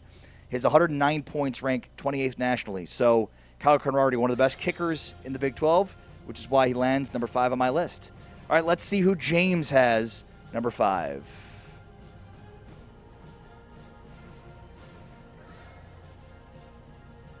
Number 5 for James is Mana Carvalho, the returner for Utah, which is the perfect segue for me to reveal my number 4, Mana Carvalho from Utah, who made a significant impact in the return game his freshman year, earning all Big 12 honorable mention status for special teams. He finished second in the Big 12 with 212 punt return yards and became the first Ute freshman to return a punt for a touchdown since 2015. I've got 2 returners on my list, and Mana Carvalho is one of them at number 4. That's who James had at number 5. All right, let's see who James had at number 4. Dylan Edwards for Kansas. This is a good one. Did not have him on my list. Leave it up to James to include a Kansas Jayhawk and for me to leave him off. But look, Edwards, we know what his ability is as a running back, which is also a huge ability as a kick return, punt returner. And remember, Emmanuel Henderson played a huge role for Kansas in this game last year. He's off to the NFL, so Edwards slides right into that spot. It's a great pick for James and a glaring omission for me. Dylan Edwards, the Kansas Jayhawk running back and return man, number 4 on James's list. Number 3 for me is the return specialist for Iowa State, Aiden Flora. Again, Iowa State lost basically everybody in the portal, and the majority of those guys to Penn State. But 2 specialists did not leave, and Aiden Flora is the other one. Florida, coming into the season, the best return man in the Big 12, averaging 26 return yards punt return yards per game in 2025, which is insane. Led the Big 12 by more than 12 yards over the next closest qualifier. Just a dominant season for him in punt return. He had a 79-yard return touchdown at TCU. That was the game-winning score in Iowa State's 20-17 win. The longest punt return touchdown in the Big 12 that season, and the first Iowa State punt return for touchdown since 2017. He also averaged 21.4 yards on kick returns. So, I mean, just a special return guy. Oh, by the way, he's a former walk-on who chose Iowa State over the Air Force Academy and Army. local kid, wanted to go to Iowa State, did, and is now exploding as a return man. All right, let's see who James has. Number 3 on his list. Who is number 3 for James? Max Fletcher, another player that I left off of my list, the punter for Cincinnati. I do have a punter number 2, though, and I'm going with the best punter in the Big 12 on my list at number 2, and that would be Palmer Williams. Averaged 46.9 yards per punt in 2025, second best in the history of Baylor. Earned Big 12 Special Teams Player of the Year, was a Ray Guy Award finalist, earned first team All Big 12 from coaches, led the nation in net punting at 45 yards, with just 12 of his punts returned for a total of 32 yards all season. What? 12 of his punts returned for a total of 32 yards all season. He only punted 27 times because Dave Aranda doesn't like to punt. He's allergic to punting. But when he did punt, he was explosive and extraordinary at punting. Palmer Williams, number 2 for me. All right, let's see who James has at number 2. We have much different lists here. Most of our lists over the offensive side have been very similar. He's got Stone Harrington at number 2. That's who I have at number 1. Who does he have at number 1? Does he have Palmer at number 1? I have Stone Harrington at number 1. Harrington, the Lou Groza Award semifinalist. First team All Big 12 after going 22 of 28 on field goals, including a 58-yarder at Utah, second longest in school history, and a 55-yarder at Kansas State, and a school record 5 field goals against BYU in the same game. Look, last year, heading into the season, Texas Tech did not exactly trust Stone Harrington. They brought in another player to compete with him. He won the job, had a great season, and now they do not have a player competing with him. So Stone Harrington won the job, was fantastic last year.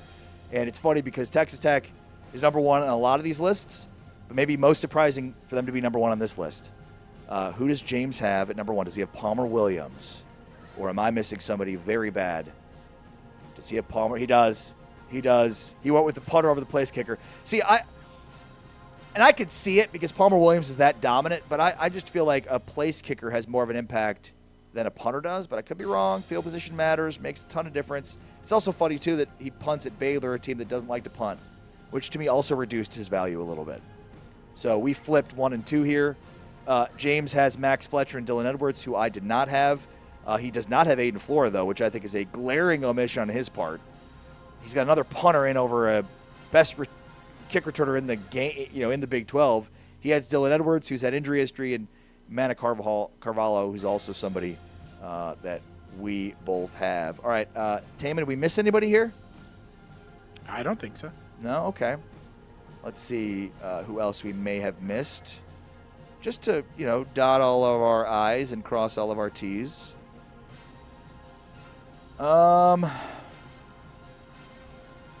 Yeah, I mean, I think Dylan Edwards, you could definitely make a case for Dylan Edwards to be on the list. Who else? Nobody else was missed. Wes Paul from Oklahoma State. Good call. Yes. No, he's off to the NFL, I believe. Yeah, Wes Paul's the guy that he's on the Browns. Yeah, Wes Paul's the guy that was really good last year, but yeah, he's on to Cleveland. Jesus Gomez, did he? He's not. He's gone. He's right. He's back. He was third team All Big 12, the Arizona State kicker. Jesus Gomez is back, right? He's back. Can you confirm that for me? Yes, he's back. He is back at Arizona State. Yeah, he's a guy that could potentially make this list. Pretty good, consistent kicker. Remember, kicking 2 years ago for Arizona State when they won 12 games, made it to the playoff, was very difficult. They had open tryouts. So he brings in Gomez last year. He kicks very well, so much so that they didn't have to hold open tryouts, and he's back. So Gomez, for me, probably could make the list. And then the last one would be Will Carroll, the redshirt freshman punter for Texas Tech, the most anticipated newcomer at punter in the entire conference. Special teams coordinator Kenny Perry of Will Carroll, quote, he's learned from Aussie and Jack. Jack was great. Will's got a great big leg, and I think Will's going to be one of those dudes you're going to turn around and go, man, we're going to see him kicking on Sundays. He's a great holder, too, a better holder than I thought he was going to be. So Australian punter following long lines of Texas Tech Australian specialists, including Austin McNamara and Jack Burgess. So Will Carroll, the Australian punter, redshirt freshman, new punter for Texas Tech also probably could have made this list. All right, there's our top 5 specialists. Tomorrow, we conclude the series with our top 5 offensive players. That'll be on tomorrow's show. On the way next, though, we're talking with Tyler Schuster, college football writer at Solid Verbal, who had a couple of really interesting articles on the Big 12, including Willie Fritz and what is Iowa State like without Matt Campbell. We've got Tyler Schuster coming up next. This is Big 12 Today on Big 12 Radio.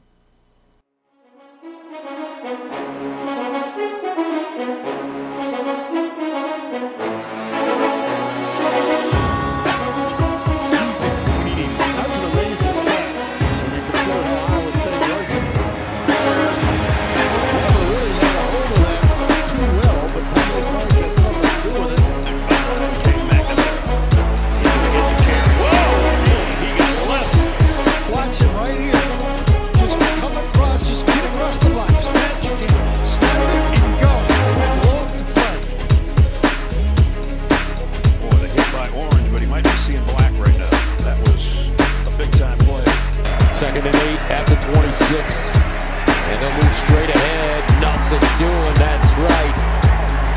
Dominic Orange in the middle. The bigs. They're doing this with only 5 guys in the interior defenders. And they're going against 6 guys, including the tight end. But look how fast the safeties trigger downhill. They get in there to defend the run. That's the key to this structure of defense. Gus, they play 3 defensive linemen, 3 linebackers, 5 defense.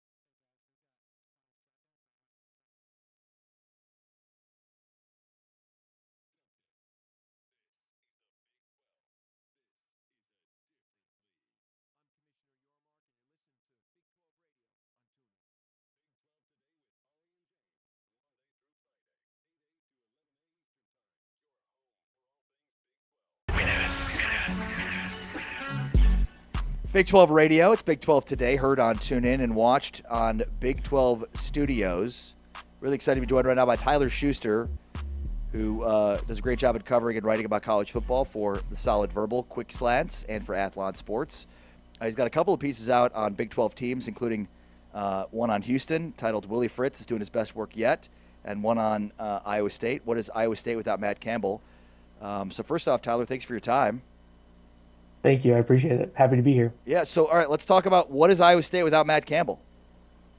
Yeah, it's interesting. I think when you sort of zoom out, the first thing you have to look at is sort of the legacy that Matt Campbell left in Ames and at Iowa State.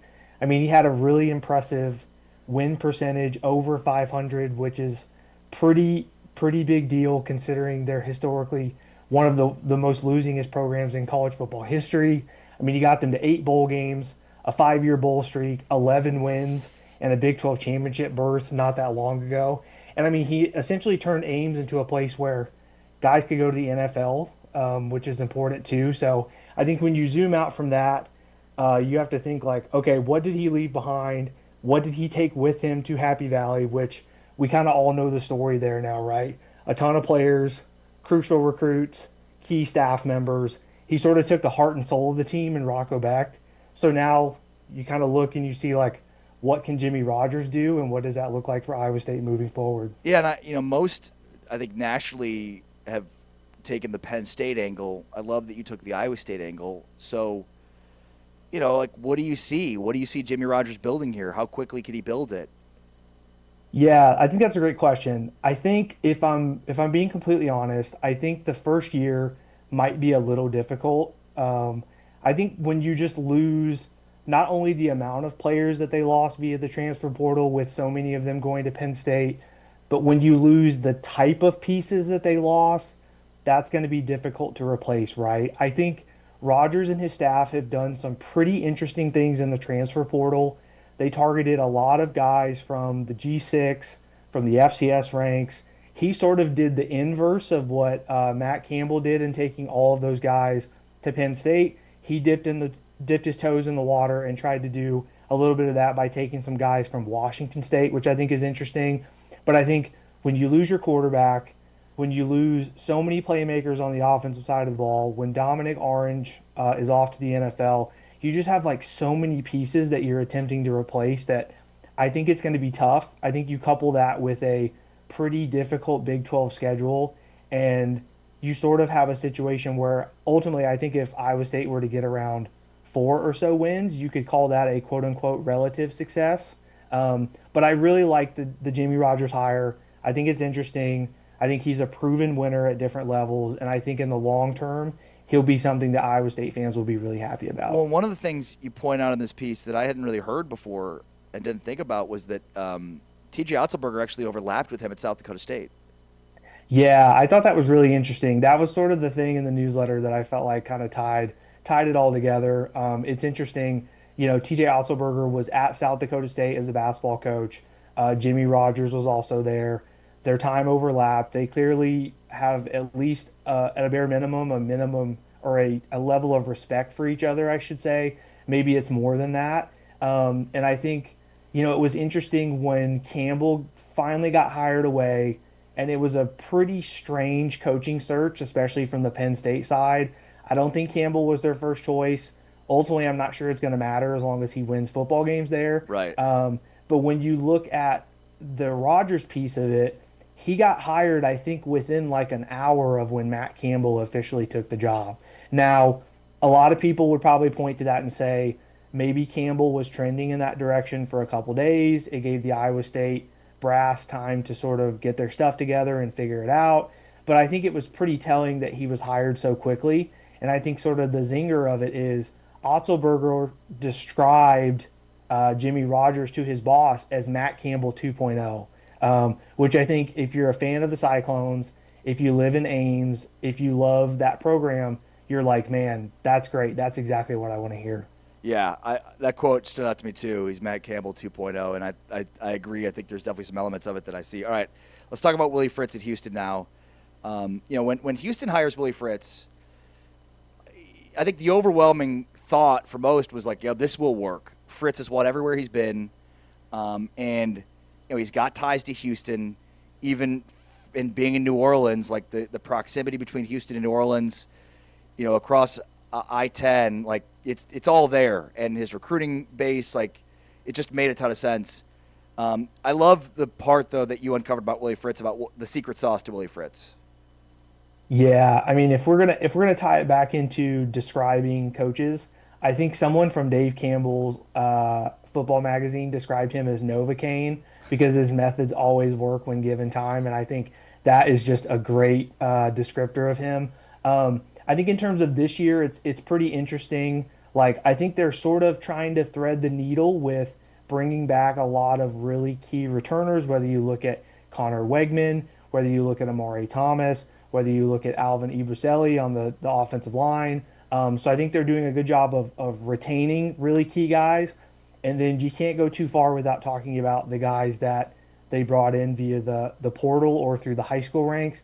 Getting Makai Hughes feels like a huge get, considering he was so successful with Fritz at Tulane. That was a weird situation with him last year at Oregon. I suspect he'll hit the ground running in Houston and be a huge factor.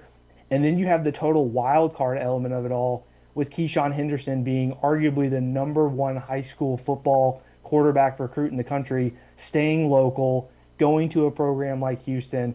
I just think it's a huge deal. And like if you're going purely based off vibes, the vibes have to feel great in H-Town. Yeah. The thing though that really stood out about not just the Novocaine piece, but like how much the little things matter in Willie Fritz's program. Giving the ball back to the official and not like throwing it on the ground to where like the official has to bend over. Can you shed some light on kind of some of like the, interesting anecdotes or pieces about how Willie Fritz runs his program and why some of these things aren't a coincidence? Yeah, I mean, his program is essentially built on the fact of like we're not going to beat ourselves and we're going to do the little things better than our opponents. So you touched on it briefly, and I mentioned it in the newsletter. But one of the, I guess you could call it famous quirks of a Willie Fritz team is that he demands that the guys that have the ball physically hand it back to officials after every play. They don't toss it, they don't throw it on the ground, any of that. And basically his reasoning is like referees are often like 50 plus years old, and he doesn't think that they should have to constantly bend over all the time. So it's sort of we want to play with discipline over emotion, which I think is pretty interesting. And so much so, someone in a faraway land, we'll call it, noticed this. They weren't a football fan. They had no attachment to Tulane back when they beat Caleb Williams and Lincoln Riley in that Cotton Bowl game. But they noticed that all of the players handed the ball back, and they thought that was really cool, and they reached out to Willie Fritz, and I think that's just a fun little line and a fun little spin on this thing. Yeah, no doubt about it. that like that stuff still goes a long way, not just for your program, but for reaching different fan bases too. Just on Houston in general, what's your read on Connor Wegman? What's because to me he's like if Houston is going to win a Big 12 championship, it's going to be about Wegman because they're super talented. They've added a ton of great players to the portal. We know about Fritz. Like they won 10 games last year. For me, I don't want to say Connor's holding them back, but he's got to take the next step in order for them to win a Big 12 championship. Totally. I was kind of racking my brain. I was anticipating you might ask me something like this.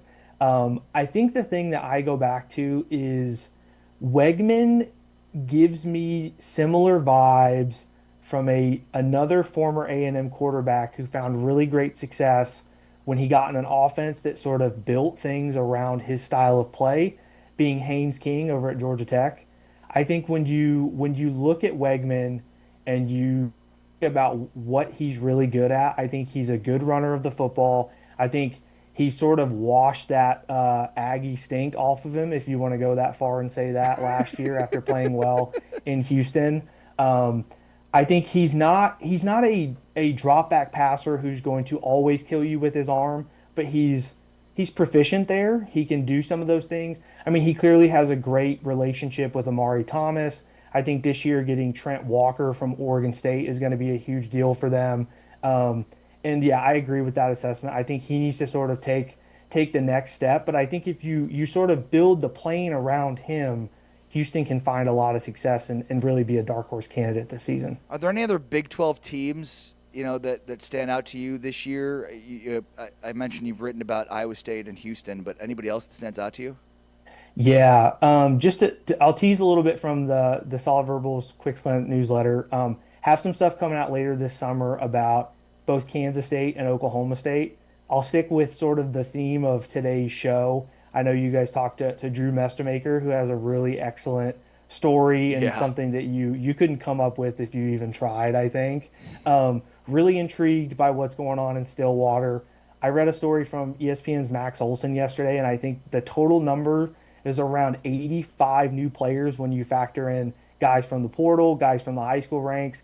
That story is really interesting about how they just sort of had to go feet first, head first, all the way in when it came to trying to get guys in the portal, and it was a crazy cycle. So I'm really interested to see that. And then outside of that, I'm fairly intrigued by what Kansas State has got going and what Colin Klein brings to the table. As someone who watched a lot of Texas A&M last year because of how well they performed in the SEC and getting in the college football playoff, I think Colin Klein did some really excellent things with Marcel Reed.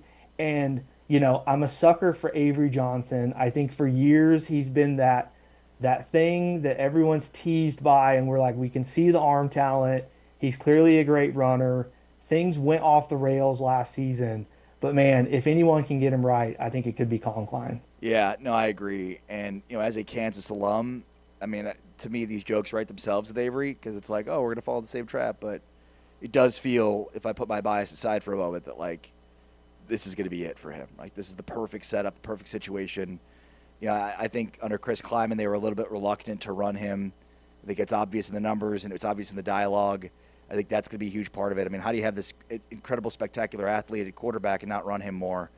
So I would agree with you there. And then, the Max Olson piece on the 85 new players, how they did like speed dating to bring in those guys is incredible. And look, Eric Morris's history suggests that this is going to be a quick turnaround for Oklahoma State.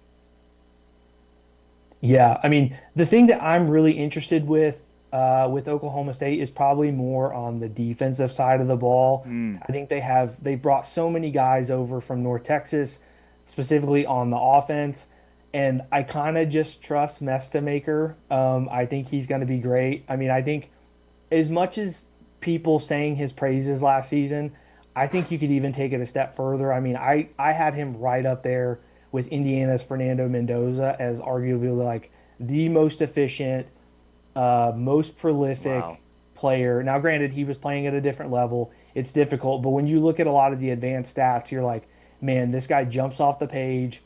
I have a feeling he's going to take to the Big 12 really well. It might just be a situation where Oklahoma State is winning games 45-40 or 40-35.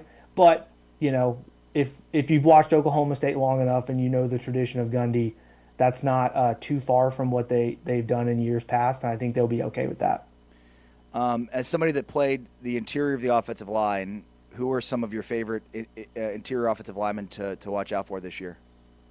Yeah, I think Alvin Iboseli, if we want to stick with the Houston thing, I'm really intrigued to see him back. I think that was a big get, bringing him back. He had a really good sophomore campaign last year. He's a junior this year. I think he's really going to do a good job of anchoring that line. And again, if we want to stick with Houston, I think one of the things that they've done some interesting things with is really attempting to add beef and add sand in the rear end when it comes to linemen on both sides of the ball. They brought in a couple guys, Shadre Hurst, Anthony Boswell. I think when you pair them with Alvin Ibusele, I think they're going to have a really formidable offensive line, and it's going to be something that hopefully if they can protect Wegman, if they can create holes for Mekhi Hughes, that Houston is going to be a dark horse candidate. And like I said, if you can't tell by the piece, like I have a huge man crush on Houston this year. I'm really loving it. And I'm, with the news of Brendan Sorsby and all the unknowns there at the quarterback position, they played that pretty early season Friday night neutral site game against Texas Tech. And man, if I was a Red Raiders fan, I think I would be scared to death because I think they could be right for the pick in there. Yeah, well said. Tyler Schuster, college football writer at Solid Verbal and for Athlon Sports. Go check out his great work at solidverbal.com and check out the email blast that he sends out, including these articles. Tyler, thanks for your time, man. Be well. Thanks so much. Appreciate it. Excellent stuff from Tyler Schuster. Has a couple of great pieces out on Big 12 teams. And with so much of the focus around Matt Campbell and Penn State, it was really interesting to read a piece focused on Jimmy Rogers and Iowa State and kind of what is Iowa State football without Matt Campbell, and had that great quote again from T.J. Otzelberger, who overlapped with Jimmy Rogers at South Dakota State, basically saying, like, yeah, he's Matt Campbell 2.0. He is Matt Campbell 2.0. And then, yeah, on the Willie Fritz stuff, like stuff that doesn't surprise you, but it's just interesting to read about and hear, and a big reason for his success. It's not too much of a stretch to say that. All right, Big 12 Radio. This is Big 12 Today, heard on TuneIn and watched on Big 12 Studios. We have Gerry Glasco, the Texas Tech softball head coach, coming up before the start of regionals for softball with Texas Tech. They fell to Arizona State in the Big 12 Conference Championship. So we'll hear from Gerry Glasco about how his team's getting ready now for regionals to try to get back not just to Oklahoma City for the Women's College World Series, but also back to the National Championship Series. They lost last year in that all-important Game 3 against Texas. Hoping to get back there and win it this time, and the road starts now in regionals. A reminder that each and every day you can check out the Big 12 Power Hour. Each and every day you get more of us, more of myself and James Westling. And our Big 12 Today Power Hour is taking a look at Houston spring football. So we just talked a little Houston football. Well, we had the post-spring Houston series. You can catch that at 1 o'clock Central, 2 o'clock Eastern today, and then again at 3 o'clock Central, 4 o'clock Eastern. You are not going to want to miss both our Houston spring football and our interview with Drew Mestemaker, all a part of our Big 12 Today Power Hour, heard each and every day at 1 o'clock and 3 o'clock. So you get Big 12 Today from 7 to 10, then Big 12 Today replays following the show, 7 to 10, and then 10 to 1? And then you get the Power Hour. So make sure to download the TuneIn app if you have not yet already. Favorite the Big 12 radio channel. And we're just continuing to grow out our Big 12 radio presence and content for bringing you closer with more action and more insight into the conference. Because remember, the offseason doesn't sleep. There is no offseason in college football. There is only the season and then research. That is a Modelo fan rule, so you know it's true. And with that in mind, the offseason, there is no offseason. There's just research. We're keeping you up to date, up to speed, and everything going on there, including our Top 5 series. And then next week we start our Road to Arlington series.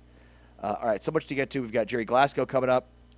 Plus, I need to get into, Fox released their Friday night schedule, and there's some really good ones for the Big 12. We remember Cody Campbell pushing back on the Big 12, having Texas Tech play Houston on a Friday night. Well, now that the schedule has been released and some of these early season games as well, we get a better sense of what the Big 12's visibility will be this season. It's going to be very interesting because I actually really like the Big 12 having their championship game on Friday night. And, so it obviously the Big 12 the last couple of years has played the Big 12 championship on Saturday morning at 11 a.m. It was the one window that opened up for the Big 12 that did not have a game going head-to-head. And so the Big 12 did ESPN kind of a solid by saying that they would alternate with the ACC every year. So this year, the Big 12 championship game will be held on Friday night, which means the ACC championship will be held Saturday at 11 a.m. And then it alternates every year after that. I wonder if the Big 12 raises the hand and says, we'll take Friday night moving forward, because I much prefer Friday night over Saturday morning for multiple reasons. Number one, let's start with the promotion. So when you're the first Power 4 conference championship game of the weekend, you get all that promotion all week because there's nothing else on a Friday night to promote if you're ESPN. You are going to be promoting all week that the first championship game of the Power 4 is Friday night, and it's the Big 12. We just saw that with the ACC. The ACC got all this promotion all week. stuff, promotion they wouldn't get with Saturday when they're promoting the SEC championship. Oh yeah, you could start your morning off at 11 a.m. with coffee and the ACC championship. But the biggest reason for me is because like these championship games, you're just accustomed to having them be night games. It's weird to play a game of that magnitude at 11 a.m. It's bizarre. Like it's sort of funny how a sport that made its greatest impact by playing on Saturday mornings and early Saturday games, noon, 1 o'clock, whatever it is. Like we become accustomed to seeing these huge games played at night. So for me, I don't care if it's Friday night or Saturday night. They're playing a night game. This is the type of game with the type of stakes that necessitate that. So I think it's better off for the conference. Yeah, you're not playing on Saturday, which is the traditional day, but still, like, giving you all of that week of promotion, being the first Power 4 championship game of the weekend, and playing at night, to me, all that makes a ton of sense. So the Big 12 is going to play a Friday night championship game this year. I'm assuming they'll go back to 11 a.m. In 2028. And if I'm Brett Yormark, I'm looking and taking a long, hard look at raising my hand to say, yeah, we'll play Friday night moving forward. We'll take that spot. We'd prefer that over Saturday morning. This is Big 12 Today on Big 12 Radio. We are presented by Modelo. On the way next, Gerry Glasco, the Texas Tech softball head coach, joins us. It's Big 12 Today.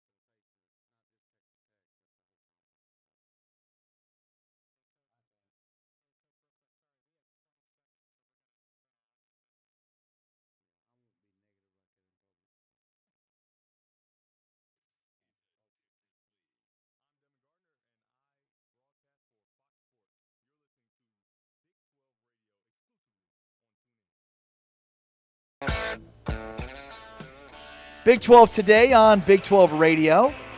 And we are so pleased to be joined now by Gerry Glasco, the softball coach for Texas Tech.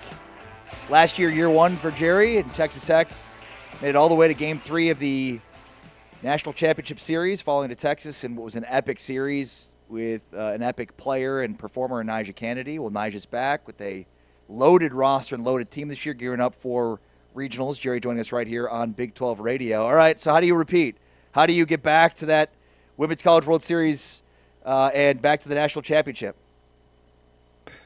You've got to perform really well in the postseason. You know, we have to play our best softball of the year, and hopefully, you know, you can get into this regional. You get a 4 seed right off the bat, and what you'd like to do is get your hitters going, get your players all playing at a high level, and then take that momentum into the next game. And then each game you can win.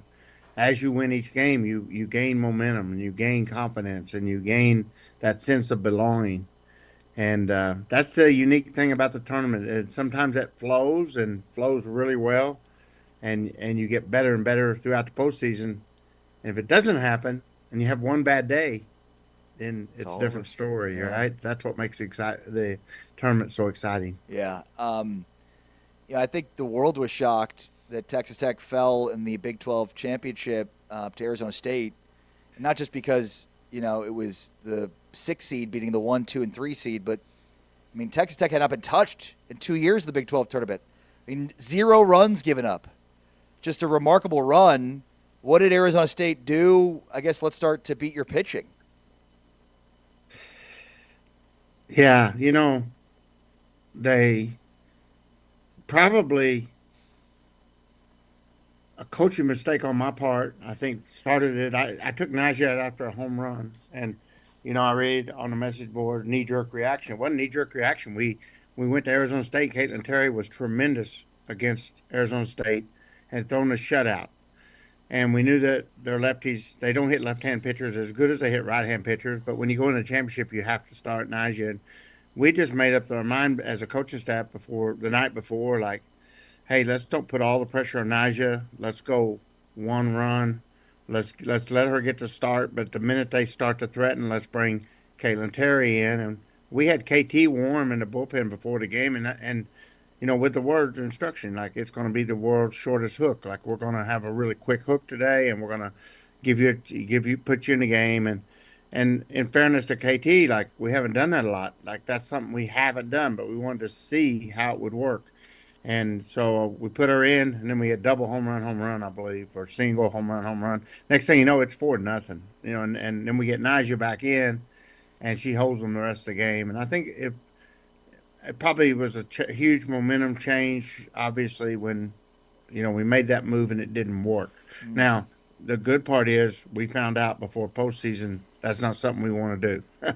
KT's been brilliant, like absolutely brilliant as a starter. And that one day it didn't work for whatever reason. Probably wasn't, you know, probably just doesn't feel comfortable coming from right field to the pitching circle. But I blame myself on that. That was me as a coach and a coaching move I made and got us down 4-0. And then we went into a shell. Our hitters got on their heels, and it just turned into an ugly game. But give Arizona State credit. They were playing really good. They did exactly what we just talked about. They gained momentum game 1 beating Arizona. When Arizona State beats Arizona, that's a good thing, and they got cocky. And then they beat Oklahoma State to get to the finals. Oklahoma State's been red hot and been a really good team this last month and a half of the season. So they're coming off 2 huge wins, and now they've got us, and they get momentum. And when they got momentum, they were on it. And Mackenzie Brown, in my opinion, is as good a pitcher as we faced the last 2 years. I think the game she pitched in the Big 12 championship was the best game any pitcher has thrown in over 110 games against Texas Tech in the 2 years I've been here. Wow. So give Mackenzie Brown credit, give Arizona State credit, give the Big 12 Conference credit. They beat 3 great teams with Arizona, Oklahoma State, and us. Yeah, that was no fluke. Yeah, and, you know, it happens when you play good competition. You're baseball and softball is not a game you're meant to win every game. And that's what in Major League Baseball, you win a third, you lose a third, no matter what you do. and then the other 62 games, the great teams will win the majority, and they'll lose. Bad teams will lose the majority, and softball is very similar to that. It's I think it's more like you win 35% and and you for 40% maybe, and then you win 40%. But it makes a difference, and there's a certain number of games, 20% of the games at a minimum, that can go either way. What did Brown do against you guys that put together, as you said, the most impressive pitching performance? She has great velocity. She's throwing the ball in there at 70, 71 miles an hour, 72 sometimes, I think. And then her ability to change speeds is as good as anyone in the country. A tremendous changeup. And then she can go rise ball up or drop ball down. She got a good curveball. So she's got the whole assortment of pitches. And then here's the other thing. Give John Barfield, he is a tremendous pitching coach. He's a tremendous pitch caller. And he was in her back pocket guiding her through that game, brilliantly. With each pitch he called, he was making, and she trusted him. And I think that's the story over there is you got a great pitcher, and then you get that great pitch caller and great pitching coach behind her, working with her. And all of a sudden, you get this brilliant performance. And I'm anxious to see if they put that together in the regional, that's a team that could be looked over. Wow. It also feels like the conference as a whole was better this year than last year. Do you get that sense too? Yes, absolutely. No doubt about it. The conference has improved. It's much better from top to bottom. And I think the fact we got 7 teams in the NCAA tournament, step in the right direction. And I think we need to just keep continuing to grow as a conference, creating as tough a schedules as we can. And then when we get to conference, keeping each other, pushing each other as hard as we can. Were you surprised that of where you ended up from a seeding perspective? I thought that we could be seated as high as 3 or 4 because I really think we're probably one of the top 3 or 4 teams in the country. I think we're one of the teams that can win the NCAA. To win the NCAA, you have to have pitching and hitting, and you have to have a good defense. You can't have one aspect of the game. You need to be a well-rounded team, and I think we're one of the 3 or 4 most well-rounded teams in the country. The fact that the coaches polls and the 2 polls this week, we come out, we're 4 and 6, and then you get 11 seed by the committee. That's shocking in itself to a lot of people. On the other hand, you have to realize the committee's trying to seed something for 64 people. It's not softball people. It's not softball coaches. It's not people like the NFCA coaches poll. That's 25 coaches voting, and I think we're voted 4th. The committee is made up of administrators and people that follow softball but don't know softball like softball coaches, in my opinion. And they go more by a formula, and they go more by a system that's been in place for several years. And among key factors in that system is RPI and top 10 wins. But if you don't play top 10 teams, and we couldn't get top 10 teams on our schedule. We had Florida State and the airlines canceled, and we couldn't get there. We knew at the time that was we tried to charter, we couldn't even get a charter plane to take us. We knew that. I was devastated because I knew it was going to kill us at the end. So even 2 months before, I said, if we don't go to Florida State, we have to get a charter. If we don't get to Florida State, we won't have that second top 10 win, and very likely won't get that top 8 seed if the committee goes by what they've done through history. So I knew 2 months ahead that was a possibility if they stuck to the system that had been in place for years. And that's what they did, I believe. I think they kind of stuck to the same guidelines, and it was by those guidelines, it's impossible for them to seed us in the top 8, in my outside opinion, just trying to be fair to all parties. So why couldn't you schedule, more RPI-heavy games in the non-conference? I've heard different things. Nobody's called me and told me exactly, but I think it's pretty evident, like the SEC didn't want to play the Texas Tech team this year. We went to Mary Nutter. We didn't get games there. They give you a list. Who do you want to play? The teams that I wanted to play had put in a request. They didn't want to play us. So it's a long story, but anyway, it hurt our schedule, and it hurt our ability to schedule the teams we needed to play. And traditionally, at Louisiana, I played a really tough schedule every year. In my last year, I think we had the fourth hardest schedule in the entire country, playing from a mid-major, and we still had the fourth highest schedule, even with our conference schedule overall. So traditionally, I'd always been able to schedule really well. But as we build this program here, it's getting a little trickier. So we'll figure that out. That's our challenge for next year, is to try to come up with at least a more formidable non-conference schedule. Yeah, I mean, it seems to me that maybe Texas Tech was shut out because of Texas Tech's activity in the transfer portal, which is sort of funny coming from the SEC. Right? Yeah, well, really? SEC? Like, come on. You invented this. What are you talking about? Yeah. We're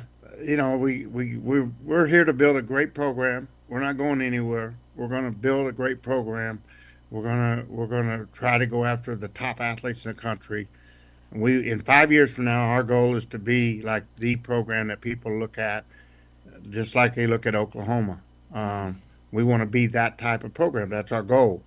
And we're not going to back down. We're not going to back away. We're going to be right here. And if we have to do it from 11th seed, that's really not a big deal. If we are as good as we think we are, as good as we hope we are, that doesn't matter where they seed us. It doesn't affect you. It affects the people you play, but it doesn't affect you. And that's the attitude that we'll go into the NCAA tournament with. Last thing, Coach, we very much appreciate your time and how candid you are. It's really fun to visit with you, and it's really fun to watch your team. And it's great to have you in the Big 12 because, like you said, you're building something special, and you can see it already in not even 2 full seasons. How, for you, how is the postseason different than the regular season? And you mentioned, the dynamic of Nyjah and Caitlin Terry. Like, how do you balance that dynamic in the postseason?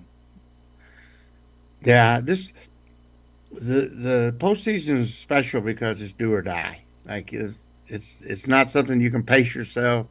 It's not something you can say, well, it didn't matter this weekend. Right.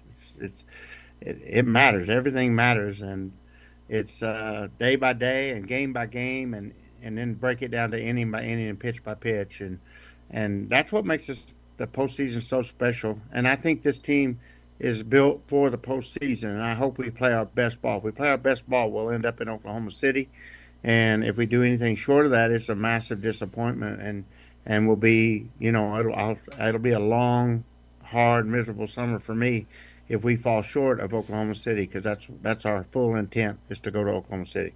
Love it. The Texas Tech Red Raider softball team starts their regional in the Lubbock Regional tomorrow at 3:30 Central, 4:30 Eastern time, and then they would take on the winner if Texas Tech wins on Saturday at 2 o'clock Central, 3 o'clock Eastern between Boston University and Ole Miss. Coach, good luck in regionals. Good luck moving forward. Appreciate your time. Be well. Thank you. Wreck 'em. There's Gerry Glasco, the Texas Tech Red Raider softball coach, joining us here to talk through the Lubbock Regional, which starts tomorrow in Lubbock. And, yeah, I mean, he said it there, right? Like, he didn't want to call out any coaches for not scheduling them, but I think it's pretty obvious that there's a level of disdain in the softball world for what Gerry and Texas Tech are doing. It's crazy to me to think that, like, in sports, it's about acquiring and accumulating the most talent you could possibly have, and all sports are like that, but for some reason people are, dismissive of Texas Tech when they do it. Texas does it, or Oklahoma does it, it's fine. Texas Tech does it, it's not fine, and it should be called out in that situation. So, basically their schedule was not good enough to merit being a top 8 seed, which would mean hosting both a regional and a super regional. So if Texas Tech, the reality here is if Texas Tech wins, they're going to have to go on the road for a super regional. Just might be one of the best teams in softball. It's Big 12 Today, Big 12 Radio, presented by Modelo. Heard on TuneIn and watched it on Big 12 Studios. Here. Blindside as he deals to the 40. Off to the races already. Emmanuel Henderson Jr. Go!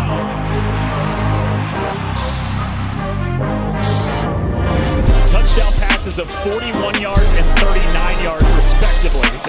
Daniel Henderson, who had a 42-yard kickoff return in the first half, has a seam. He pulls through, and he's off to the races. Daniel Henderson opens the second half with a kickoff return touchdown of 93 yards. Nothing fancy coming up. Watch this little cut that he makes right here. Right there. Guys had an opportunity to get him, and then, like he's a sprinter at the World Championship, showing him the tail line. Look at him stretch it out. And that's the way you're supposed to do it. You finish through the tape, man. You got to get that lean at the tape. Henderson electrifies this crowd here in Lawrence. And watch this arm dip. Get that chest to break the tape at the goal line.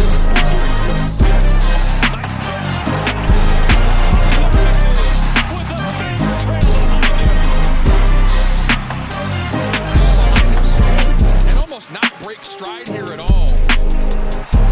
And just unfortunately, Tatum Barnes' feet get tangled up right there really awkwardly. Made him touch grass. I think the off-frame throw. Daniels looking Henderson's way, and he's going to take a shot for him. He adjusts, he's there, caught, and into the end zone touchdown. They got Lampley a little spun around. This little play action. Good job up front. Good protection.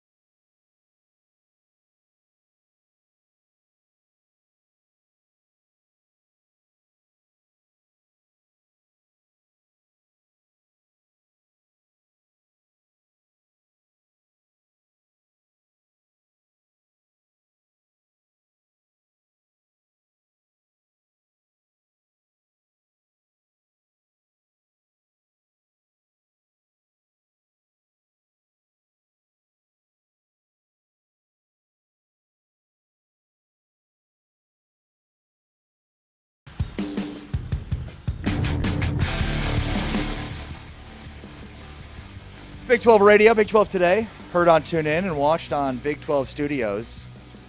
You know, it's funny, I caught this from Stuart Mandel, who covers college football, has for a long time. He works for The Athletic. So he's got a piece out basically saying, like, hey, the public doesn't want a 24-team playoff. And what I think is interesting is, like, part of his data is from a poll from On3, college football playoff expansion. Options: stay at 12, 41%. 16, 37%. 24, 9%. 4 was perfect, 13%. So basically a 24-team playoff, according to this poll on X, conducted by On3, 24 is the lowest percentage voted on out of 700 votes. So, first off, 700 votes, does that really mean the entire public? Yeah, the whole public wants it. All college football fans. So you're telling me that, like, and Stuart Mandel writes about television ratings all the time. So, like, you know, in a world in which Big 12 games or the biggest college football games will do like millions of viewers, you're telling me, like, it's accurate to describe 700 people as the whole public? It seems ridiculous. You go to on3.com, by the way, just as another reason for why this is kind of foolish to use that as, like, well, the public doesn't want this. Okay. Just take it a gander on a random Thursday of on3.com. LSU AD, next one. John Summerall states, Mark Fletcher claims Miami's back. Nate Bargatze lands Vanderbilt quarterback Gerry. These are just the top headlines. There's a common denominator here? I'd imagine the majority of the people that are out of the 700 that are voting on that are SEC fans. Just based on taking a quick gander of On3's current site, which features mostly articles about the SEC. LSU AD rips Brian Kelly for having no connection to fans. John Summerall states Florida has got to push the envelope in NIL. Like, so you mean like 700 SEC fans don't want expansion because it will further expose them? Oh, that's what you mean by, like, the public doesn't want this. Got it. Okay. Because, I mean, I heard the same thing on, like, multiple publications are saying the public doesn't want this. Is it the public, or is the public you're placating to because you only talk about the SEC? Is that what it is? Because, like, I don't know. I mean, I've connected to a public that wants a 24-team playoff. That's probably larger than 9%. But the public that 9% of which, according to On3's X poll, which again included 700 people, a whopping 700 people. If you got 700 people together at the big house, would that make much of a difference? No, I don't think so. Because 700 of them have been trained by Greg Sankey of the SEC to not want more playoffs. Because you have 700 Alabama fans that see that Alabama has a bit of a down year and they're not getting to the playoff. They don't want 24 teams. Why? Because that creates more friction in Alabama's quest to win a national championship. The more teams, the more friction there is to winning a national championship. I think it's pretty obvious. All right. Again, I'm a big advocate of the 24-team playoff. Yes, I think in many ways it does reduce the regular season. Totally agree with that. And I think the uniqueness of how college football used to be relative to other playoffs in America, like, totally agree and buy into that. You know, like, it used to be the regular season was everything. The regular season was the playoff. If you lost, you weren't going to make it to the BCS National Championship. And if you did lose once, maybe you had a shot. That was only if there were no other undefeated teams or only one undefeated team, right? So losing once mattered a ton. Regular season mattered a ton. You know, I continue to hear people make the case that 24-team playoff means there's more high-quality matchups at the end of the year that have playoff implications. That could be true, but that doesn't mean that the regular season is more important. Don't conflate those two things. The regular season was most important in a BCS National Championship world because if you lost, your season was probably over, and your chance of playing the playoff were very unlikely. If you lost once, you had a shot, but a very low shot. But if you lost twice, it was over. You had no shot. And the 4-team playoff, a little bit more reduced, but still, like, you lose twice, and it's difficult to think you can get in. You lose 3 times, there's no way you're getting in. So you're following along here, 12 teams. It's like, well, you lose 3 times, you might get in. You lose 4 times, you're not getting in. You go to 24-team playoff, you lose 4 times, you might get in, but you lose 5 times, you're probably not getting in, right? Like, so every path, you've invited more teams, which means you can lose more in the regular season and still get in. So that is inevitably reducing the impact of the individual regular season. But I'm at the point now where I don't care about that. I'm fine with that. I think getting access and representation for more conferences is important. I think cutting off access, as we've seen right now with Big 12 teams in non-conference games, where there are a lot of scheduled out Big 12 SEC non-conference games that are now being shelved, a 24-team playoff invites more of those opportunities. You know, we live in a world right now where, well, the SEC is better than the Big 12. Why? Well, because we say it is. Okay. Without all of the data to prove it, and if there's only 1 or 2 games they play every year, then there's not much of a data of data points that indicate that beyond just, well, because we say so. Oh, because they've got more 4- and 5-star players. That's why. And look, if Indiana can win a national championship in a 12-team playoff, how many teams can win a championship in a 24-team playoff? That's what the SEC is scared of. They're already out on the outside looking in right now from a Big Ten perspective. The SEC's glory days are over. They're done. They're through. The Big Ten right now is at the front of the class in terms of winning national championships. And a 24-team playoff would only invite more opportunities for more teams to pass up the SEC. That's why the SEC doesn't want it. And it's every reason why the Big 12 should want it. I am Ari Temkin. This is Big 12 Today. We are presented by Modelo. Heard on TuneIn and watched on Big 12 Studios. A reminder, the Big 12 Power Hour for today features our spring football look at Houston and our interview with Drew Mestemaker. That starts at 1 o'clock Central, 2 o'clock Eastern, and 3 o'clock Central, 4 o'clock Eastern. Also, you can check out the Drew Mestemaker interview we did today on Apple Podcasts, Spotify, TuneIn On Demand, or wherever you get your podcasts. So make sure to check that out. Thanks, of course, to our great producers, Anthony Smith with Big 12 Studios and Tama Turner, T-Chains with TuneIn. I'm Ari Temkin. Big 12 Today is back tomorrow, but for now we're out. Peace.